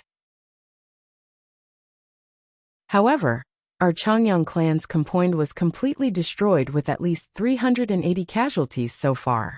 Bai Dao clenched his fists tightly with a look of hatred. We must take vengeance for this. The Heavenly Eagle Kingdom has been far too unruly. Even the imperial palace of the Jessen Kingdom was destroyed by them, and Senior Yi Ming was injured. Their clashes with us, we involved everyone else, and put His Majesty in harm's way. Bai Yintian spoke with guilt. Mother, this trouble was brought upon us by your son. Please rest assured, your child will definitely take vengeance for us. I will make the Heavenly Eagle Kingdom pay a heavy price for this. Jian Chen growled with a heavy amount of killing intent pouring out from him. Bai Dao gave a look of respect to Jian Chen. Xiangtian, I entrust this task to you then. What you see fit to do to the Heavenly Eagle Kingdom is up to you. The Jessen Kingdom had only just experienced a war. Thus our military strength is still lacking for now.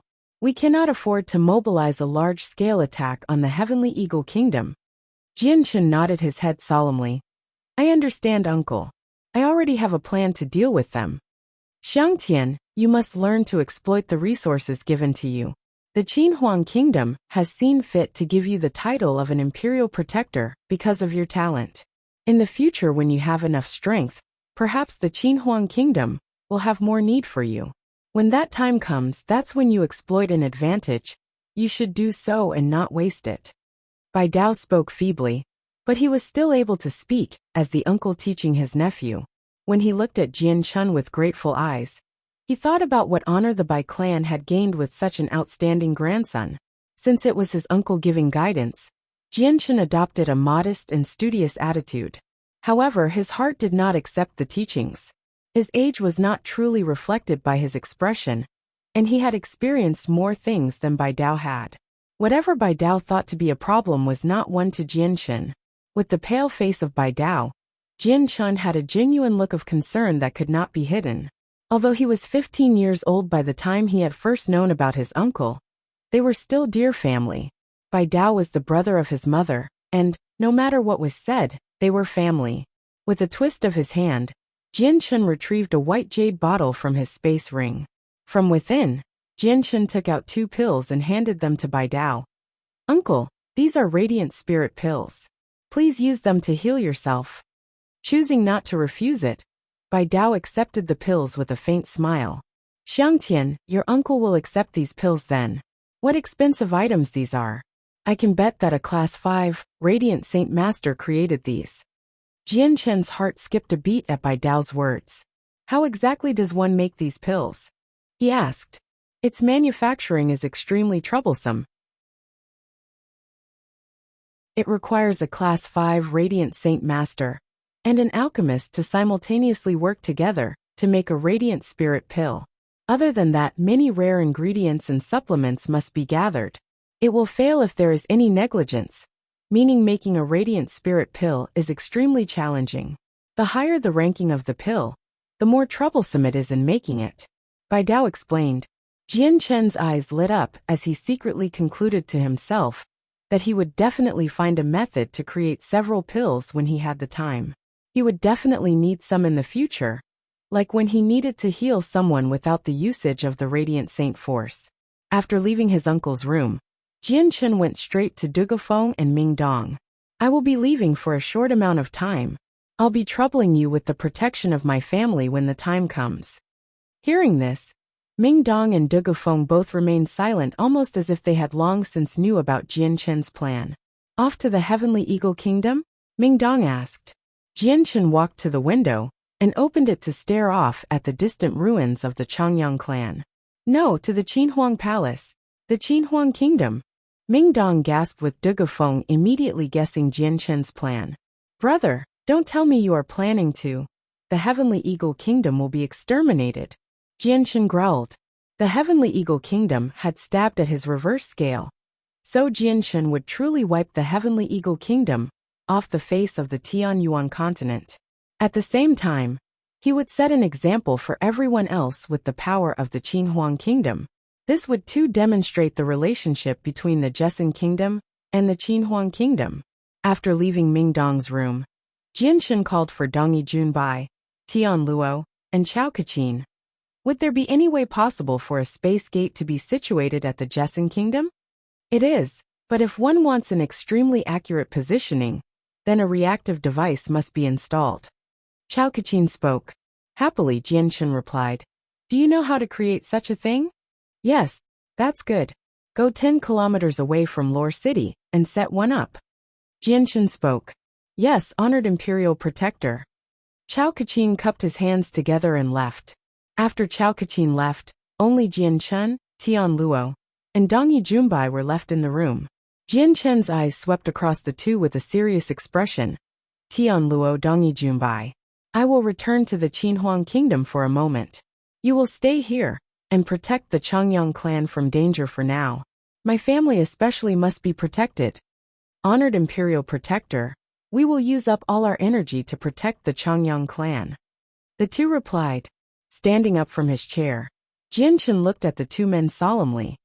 The kindness everyone has shown me here today, I, Jianchen, will definitely remember and will repay everyone for their kindness. Hearing this, Tian Luo and Dongyi Junbai were extremely joyous.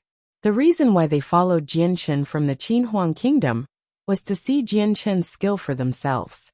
In their heart, they knew that Jianchen would attain heights faster than anyone else, so they used this opportunity to draw themselves close. Jianchen's words were like a promise that made the two unable to contain their joy. If we can serve the Imperial Protector, then it would be our honor.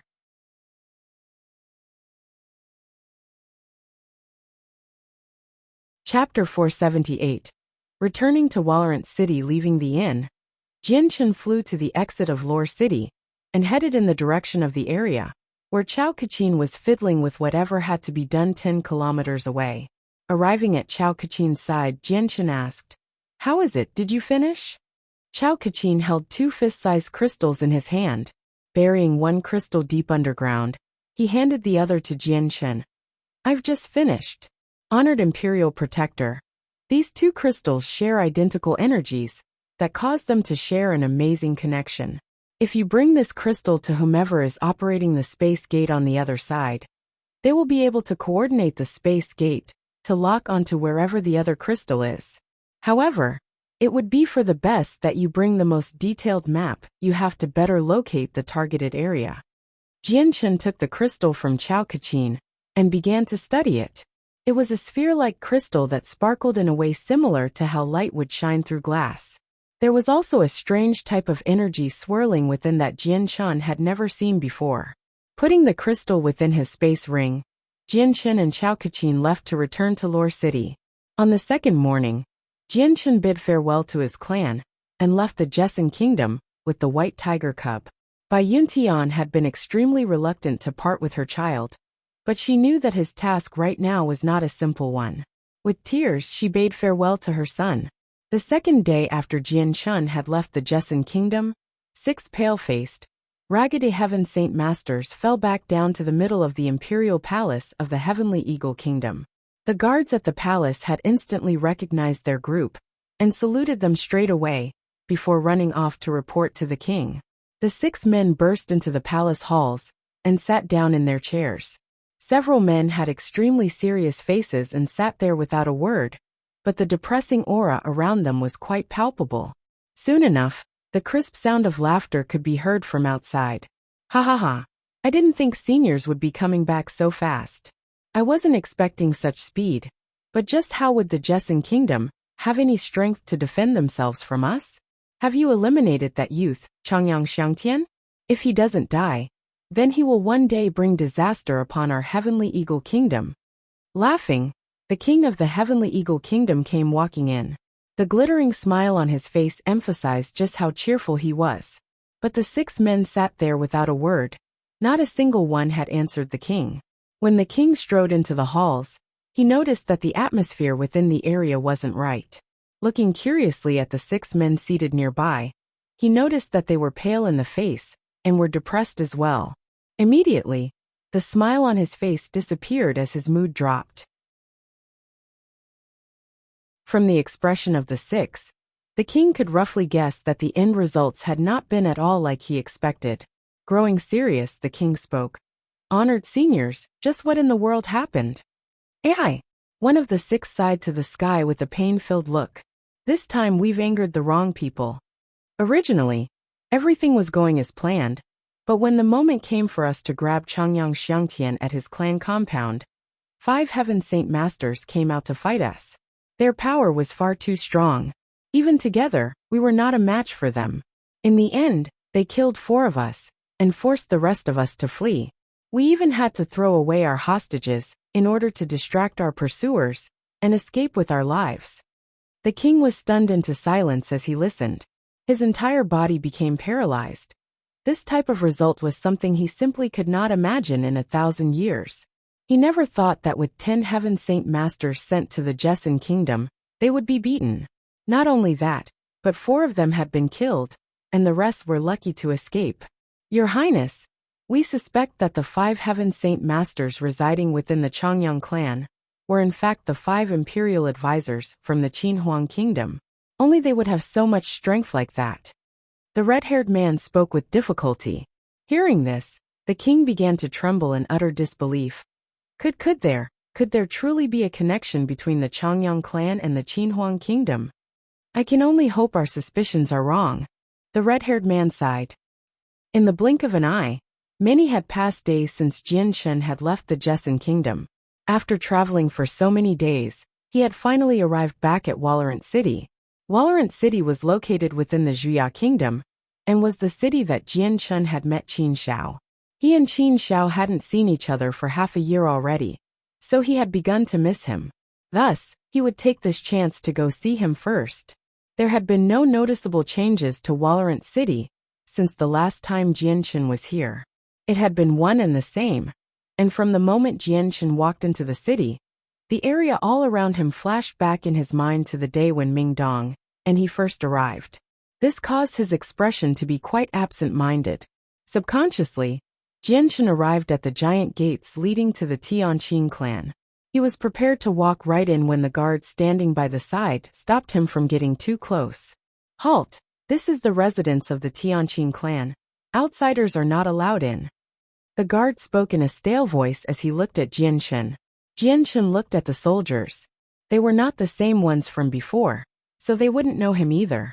After thinking for a moment, Jian Shen decided to speak with them.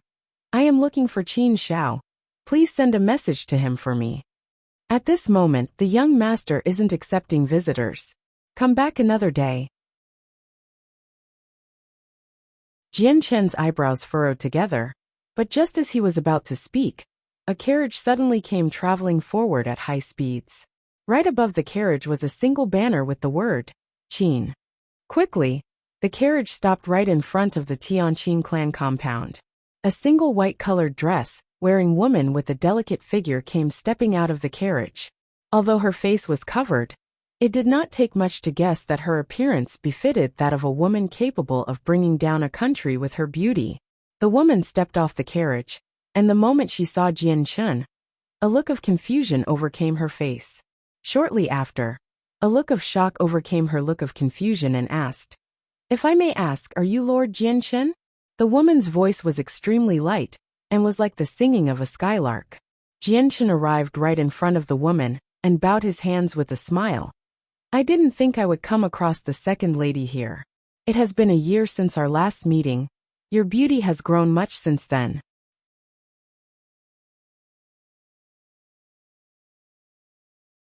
Chapter 479.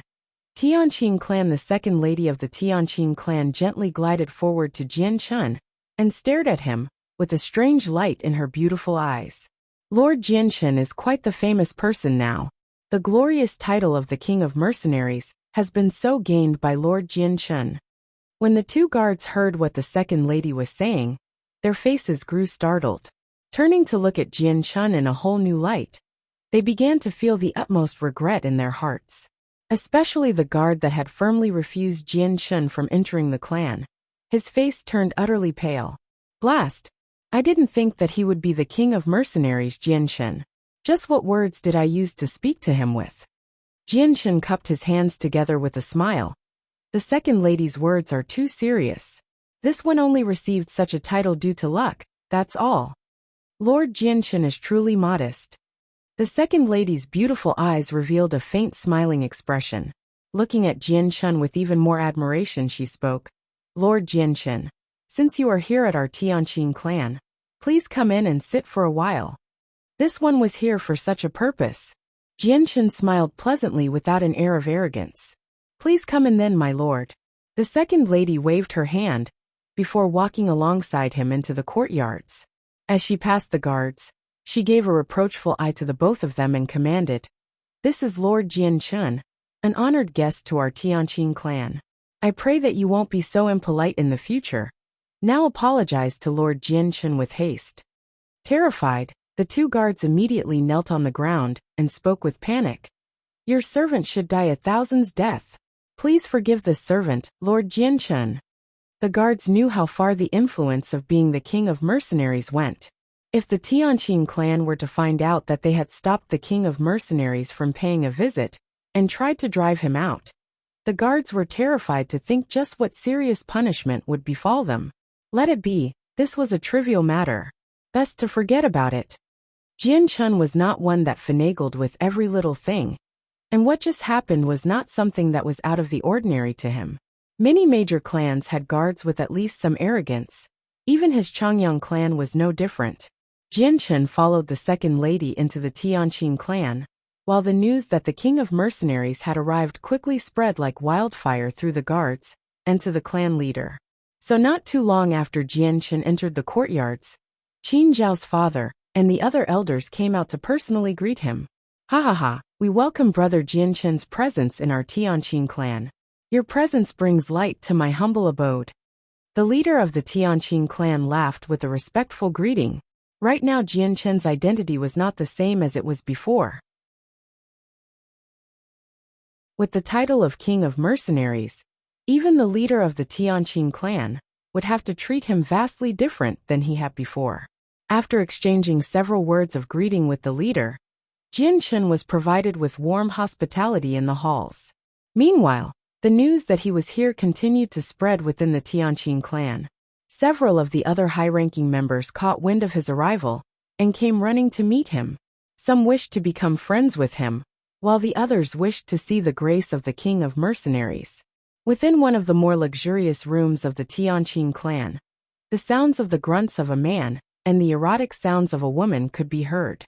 Just then, a housekeeper suddenly came running in and knocked on the door.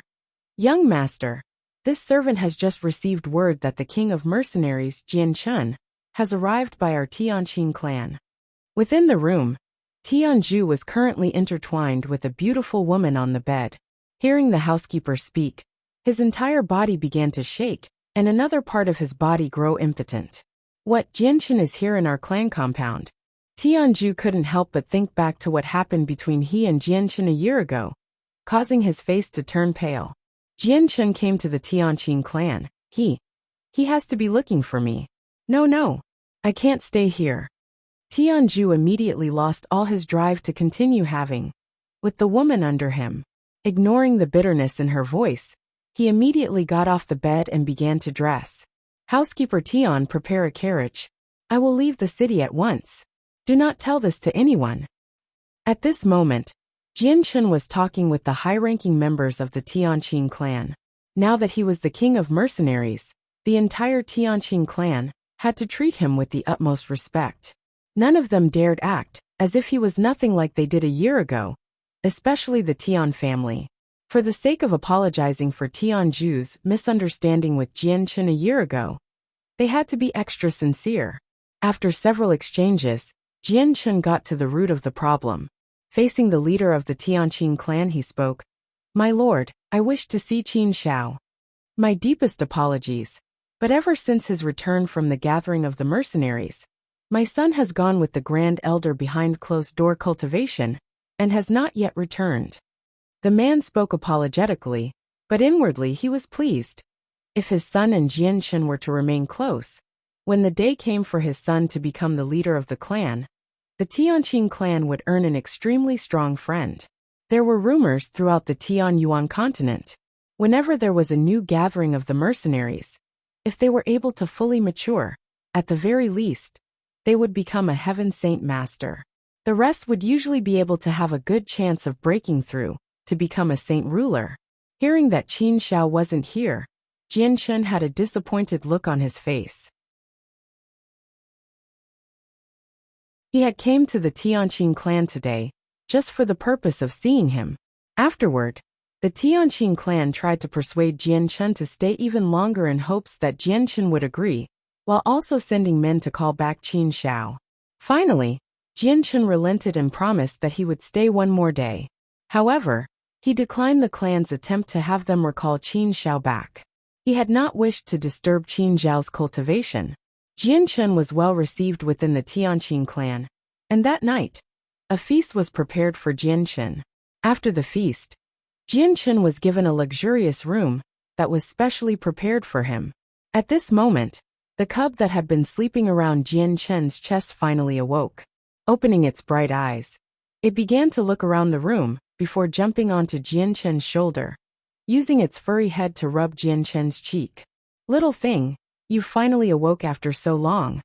Jianchen laughed as he pet the cub.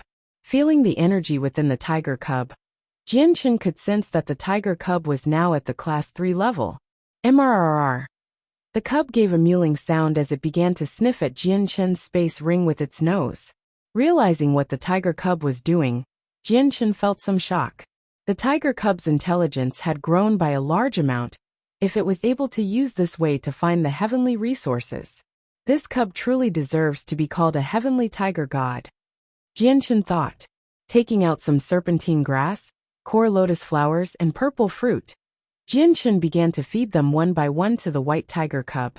After several heavenly resources were fed, the tiger cub immediately fell back into a meditative sleep.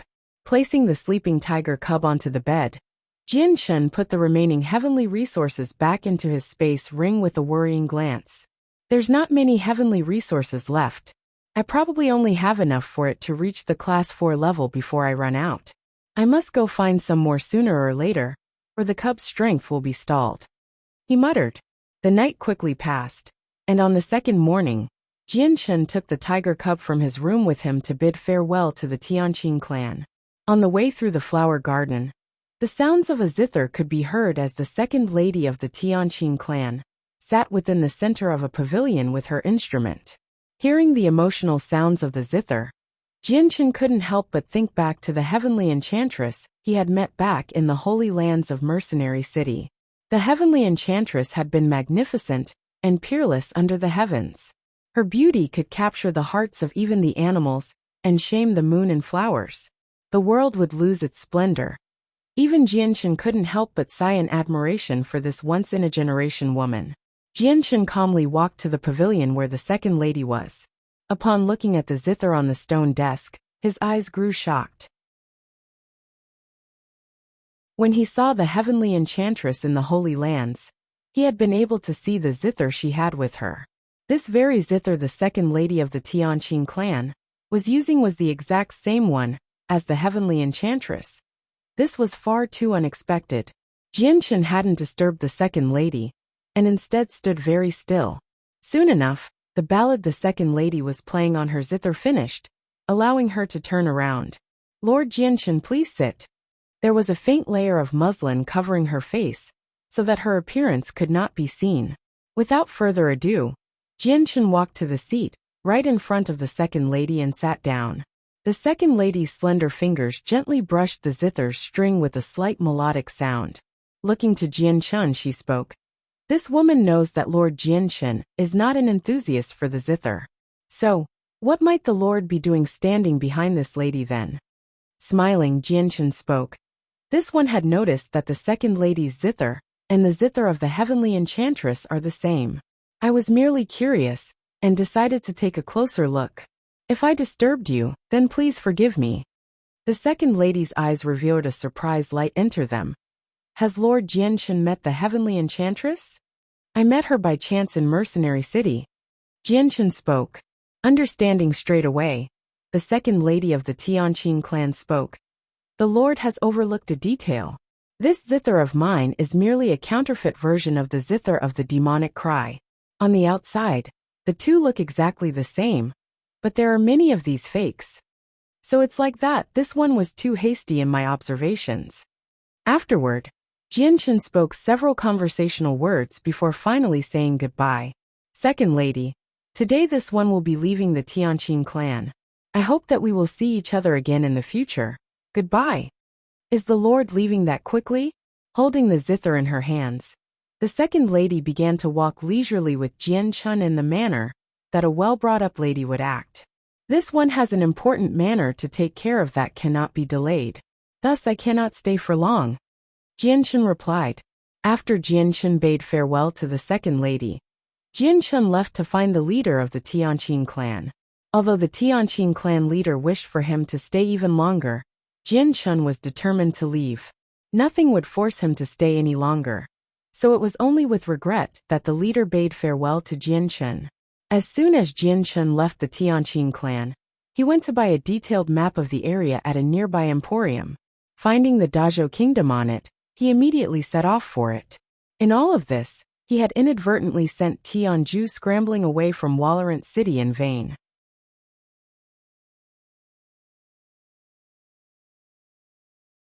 Chapter 480. Return to the Qinhuang Kingdom. The Dazhou Kingdom wasn't far from the Tianqing clan. After several hours of flight, Jianchen finally arrived at one of the strongholds of the Dazhou Kingdom. In accordance to the map, Jianchen followed the directions to the imperial city. After another 4 hours of flight, Jianchen traveled 3,000 kilometers into the kingdom and finally arrived at the imperial city. This time, since he was requesting their help and wished to be courteous and respectful, he did not fly straight for the imperial palace, and instead descended to the ground right in front of the palace gates. There were guards day and night at the imperial palace, and the arrival of a heaven saint master shocked everyone and prompted for the head watch to immediately head down to greet Jianchen respectfully. Senior, this one is the captain of the 5th Guard Unit. Might this one know the reason for Senior's presence? As he spoke, the man looked curiously at Jianchen. When he took note of how young Jianchen was, the captain couldn't help but feel surprised. After a while, he concluded that Jianchen must have used some sort of secret to maintain his youthful appearance, allowing his real age to remain hidden. This one is the imperial advisor for the Qinhuang Kingdom. I came here today to your kingdom to pay a visit. Please send a message for me. Jianchen spoke calmly. Upon hearing that the person in front of him was the imperial advisor for the Qinhuang Kingdom, the captain was immediately startled. Yes, your servant will send one right away. You there, escort Senior into the palace. The captain commanded a person to escort Jianchen, while he himself used some sort of movement technique to disappear into the palace. Whenever a heaven saint master came to pay a visit, it was never for a small matter. The imperial advisor of the Qinhuang Kingdom would most definitely have an extremely large matter. So the captain didn't dare be negligent, and immediately ran off to report to the king. Within the magnificent palace of the Dazhou Kingdom, several beautiful women with plenty of makeup could be seen singing and dancing with barely any clothes covering their pale bodies. Right in front of them was a pure gold table, with all sorts of exotic delicacies. The king was a single man in his 50s, and wore a golden dragon robe. Sitting right in front of the table, He was currently enjoying the performance in front of him. Just at that moment, a single court eunuch came running in and knelt before the king's side and whispered in his ear. Suddenly, a startled expression overcame the king's face. Turning to look at the court eunuch, he spoke. "What? An imperial advisor of the Qinhuang kingdom is here to pay a visit?" "Yes, your highness. The captain of the palace guards came to report to me. He would not lie." Standing straight up, the king strode straight for the outside of the halls and spoke. "Come with me to greet him, and have some people bring the imperial advisor over." Jian Chun had been relocated to one of the more grand-looking palace halls, where the king began to warmly receive him. 5 white-haired elders came walking into the palace. As soon as they entered and saw Jian Chun, they immediately sat down on some nearby chairs. Greeting Jian Chun, the king of the Dazhou kingdom spoke. "Honored imperial advisor from the Qinhuang kingdom, these are my 5 imperial advisors." Jian Chun smiled and cupped his hands toward the 5. These 5 were not strangers to him. Last time he was here, they were the ones that he saw when he was with the Tianqing clan, as they used the space gate to get to Mercenary City. The 5 imperial advisors did a friendly salute to Jian Chun as well before exchanging several words of greeting. For the imperial advisor of the Qinhuang kingdom to come here, this is an honor for our Dazhou kingdom. But considering this is quite the important manner, if we may, could sire please show proof of his status? Jian Chun gave a faint smile. He knew that the opposition would definitely doubt his identity. The Qinhuang kingdom was too far away from the Dazhou kingdom. For an imperial advisor to pay a visit to the Dazhou kingdom, there would definitely be suspicion. Jian Chun took out a purple jade pendant from within his space ring to show to the elder. Would this item suffice in proof? The elder took the jade piece from Jian Chun and began to inspect it. It was made of expert craftsmanship and carried the banner of the Qinhuang kingdom. The word Qin was carved in on it, while on the other side was the word protect. However, when the elder realized just what material this jade was made from, his eyes lit up in fierce surprise. This is spirit amethyst. Hearing this, the surrounding 4 imperial advisors let loose a shocked expression. Naturally, they knew just what spirit amethyst was. It was an extremely rare and high-quality jade, an item that even the nobles wouldn't be able to buy. It is said that the spirit amethysts were made from the purple clouds that gathered within the world. Such an event was extremely rare and could barely be seen on the Tianyuan continent. An important cultural thing I can't really explain. Seeing that the token was made from the especially rare spirit amethyst, the imperial advisors were completely convinced that Jian Chun was who he said he was. Inwardly, they were still surprised and thought to themselves, it is no wonder the Qinhuang kingdom is one of the 8 great empires. Even the imperial advisors are given a medallion made purely from spirit amethyst. They were not from the Qinhuang kingdom, and they were far too far away for them to know the schematics behind the Qinhuang kingdom. Little did they know that an imperial advisor from the Qinhuang would only be given a medallion made from a rare type of metal as proof. It was not made from spirit amethyst at all. Neither would an imperial advisor have the word protect carved on their medallions. Only 5 people within the Qinhuang kingdom were qualified to hold a medallion made from spirit amethyst. Returning the jade back to Jian Chun, the imperial advisor smiled. Please forgive my earlier curiosity. I hope Senior won't take offense to it. After confirming his identity, everyone began to treat Jian Chun even better than before. After both sides exchanged some words of conversation, Jian Chun moved on to the heart of the matter. Today I come to your esteemed kingdom to borrow your space gate. Would that be fine with you? Yes, of course it's fine. Our imperial advisors will open it for you at any time you need. The king didn't hesitate to agree to Jian Chun's request. Pausing for a moment, he added, Our Dazhou kingdom and the Qinhuang kingdom may be far away, but I hope that we can become allies in the future. This one hopes that Senior will convey our intentions back to Qinhuang kingdom. I will make sure to convey those words. Jian Chun replied to their request. This area was the only territory with a space gate, and Jian Chun had no idea just how often he would need to use this gate. so he would need to ensure that the connection between the two kingdoms wouldn't falter. Afterward, Jianchen followed the king of the Dazhou kingdom out to where the space gate was. The space gate had an array overlaid onto it and had a mysterious and complex magic to it. A single imperial advisor took out several Class 5 monster cores from his space ring and inserted it into the cavities of the space gate. With enough power, the array began to light up and surge with energy. Finally, a 3-meter large door formed. The insides of the door frame warped in a chaotic way. Imperial Advisor, where might your destination be? The Imperial Advisors controlling the space gate spoke to Jianchen. The Qinhuang Kingdom. Taking a look at the map, the Imperial Advisors found the location and swiftly began to manipulate the space gate. In a flash, the space within the space gate began to clear up to form an image of a large range of mountains. Since we have no markers, we cannot ascertain the location of the Qinhuang Kingdom's location. We will only be able to send you to a rough coordinate. Although it isn't within the Qinhuang Kingdom's territory, it should be bordering it. Imperial Advisor, please head on in. The elder controlling the space gate spoke. I will be sure to come back to give my thanks in the future. Jianchen spoke before entering the gate. With a single small pacing of his feet, he crossed countless of kilometers. After Jianchen walked out from the space gate, it disappeared without a trace behind him and returned to its original form. Looking around, Jianchen could see that he was standing within a flat mountain range with mountains all around. After taking out his map to look at for a while, he immediately began to fly into the general direction of where the sun was. After half a day, Jianchen finally arrived at the Qinhuang Kingdom's imperial palace and descended down. As soon as he touched down, several soldiers with a frightful amount of killing intent came flying over. At the same time, several strong amounts of qi could be felt from within the Qinhuang Kingdom.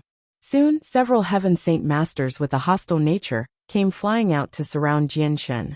When they saw just who the newcomer was, their faces were stunned for a moment before cupping their hands together. We pay our respects to the Imperial Protector. At this moment, the soldiers surrounding Jianchen realized just who he was. Straight away, the killing intent they had exuded disappeared without a trace. Several hundred people began to kneel down right in front of him. We pay our respects to the honored Imperial Protector. These were the soldiers of the elite with strengths beyond the norms. As they all spoke out in unison, it was as if thunder could be heard rumbling throughout the palace. Jianchen allowed the soldiers to rise before turning to the confused Heaven Saint Masters. Did something happen for the Qinhuang Kingdom to be this nervous? Imperial Protector, our palace forbids the usage of flying. Even we must walk to enter the palace. When we saw a person flying into the palace, we had all assumed it was an enemy. One of the Imperial Advisors spoke. Jianchen suddenly realized that he had not stayed within the Qinhuang Kingdom for that long, so he didn't know the rules of this land. You may leave for now. I've some matters I wish to discuss with the king first. With that, Jianchen left the area. Jianchen spread his presence to cover the entire palace, and soon enough discovered the king to be in his study, and rushed in that direction. Although the Qinhuang Palace had strict security with a guard every 3 steps, and a patrol every 5, Jianchen's status as an imperial protector was enough for him to walk unimpeded. No one had the desire to stop him, so Jianchen was able to enter the king's study where the king was leisurely reading a book at his table. You're tuning in to the Li Mei's Wuxia Whispers YouTube channel. We're so grateful for your support, and don't forget to subscribe to join us on this incredible journey through captivating stories. Your generosity through donations truly makes a world of difference, as it's the primary source of revenue that allows me to expand and enhance this channel for you. Thank you from the bottom of my heart for being a part of this adventure.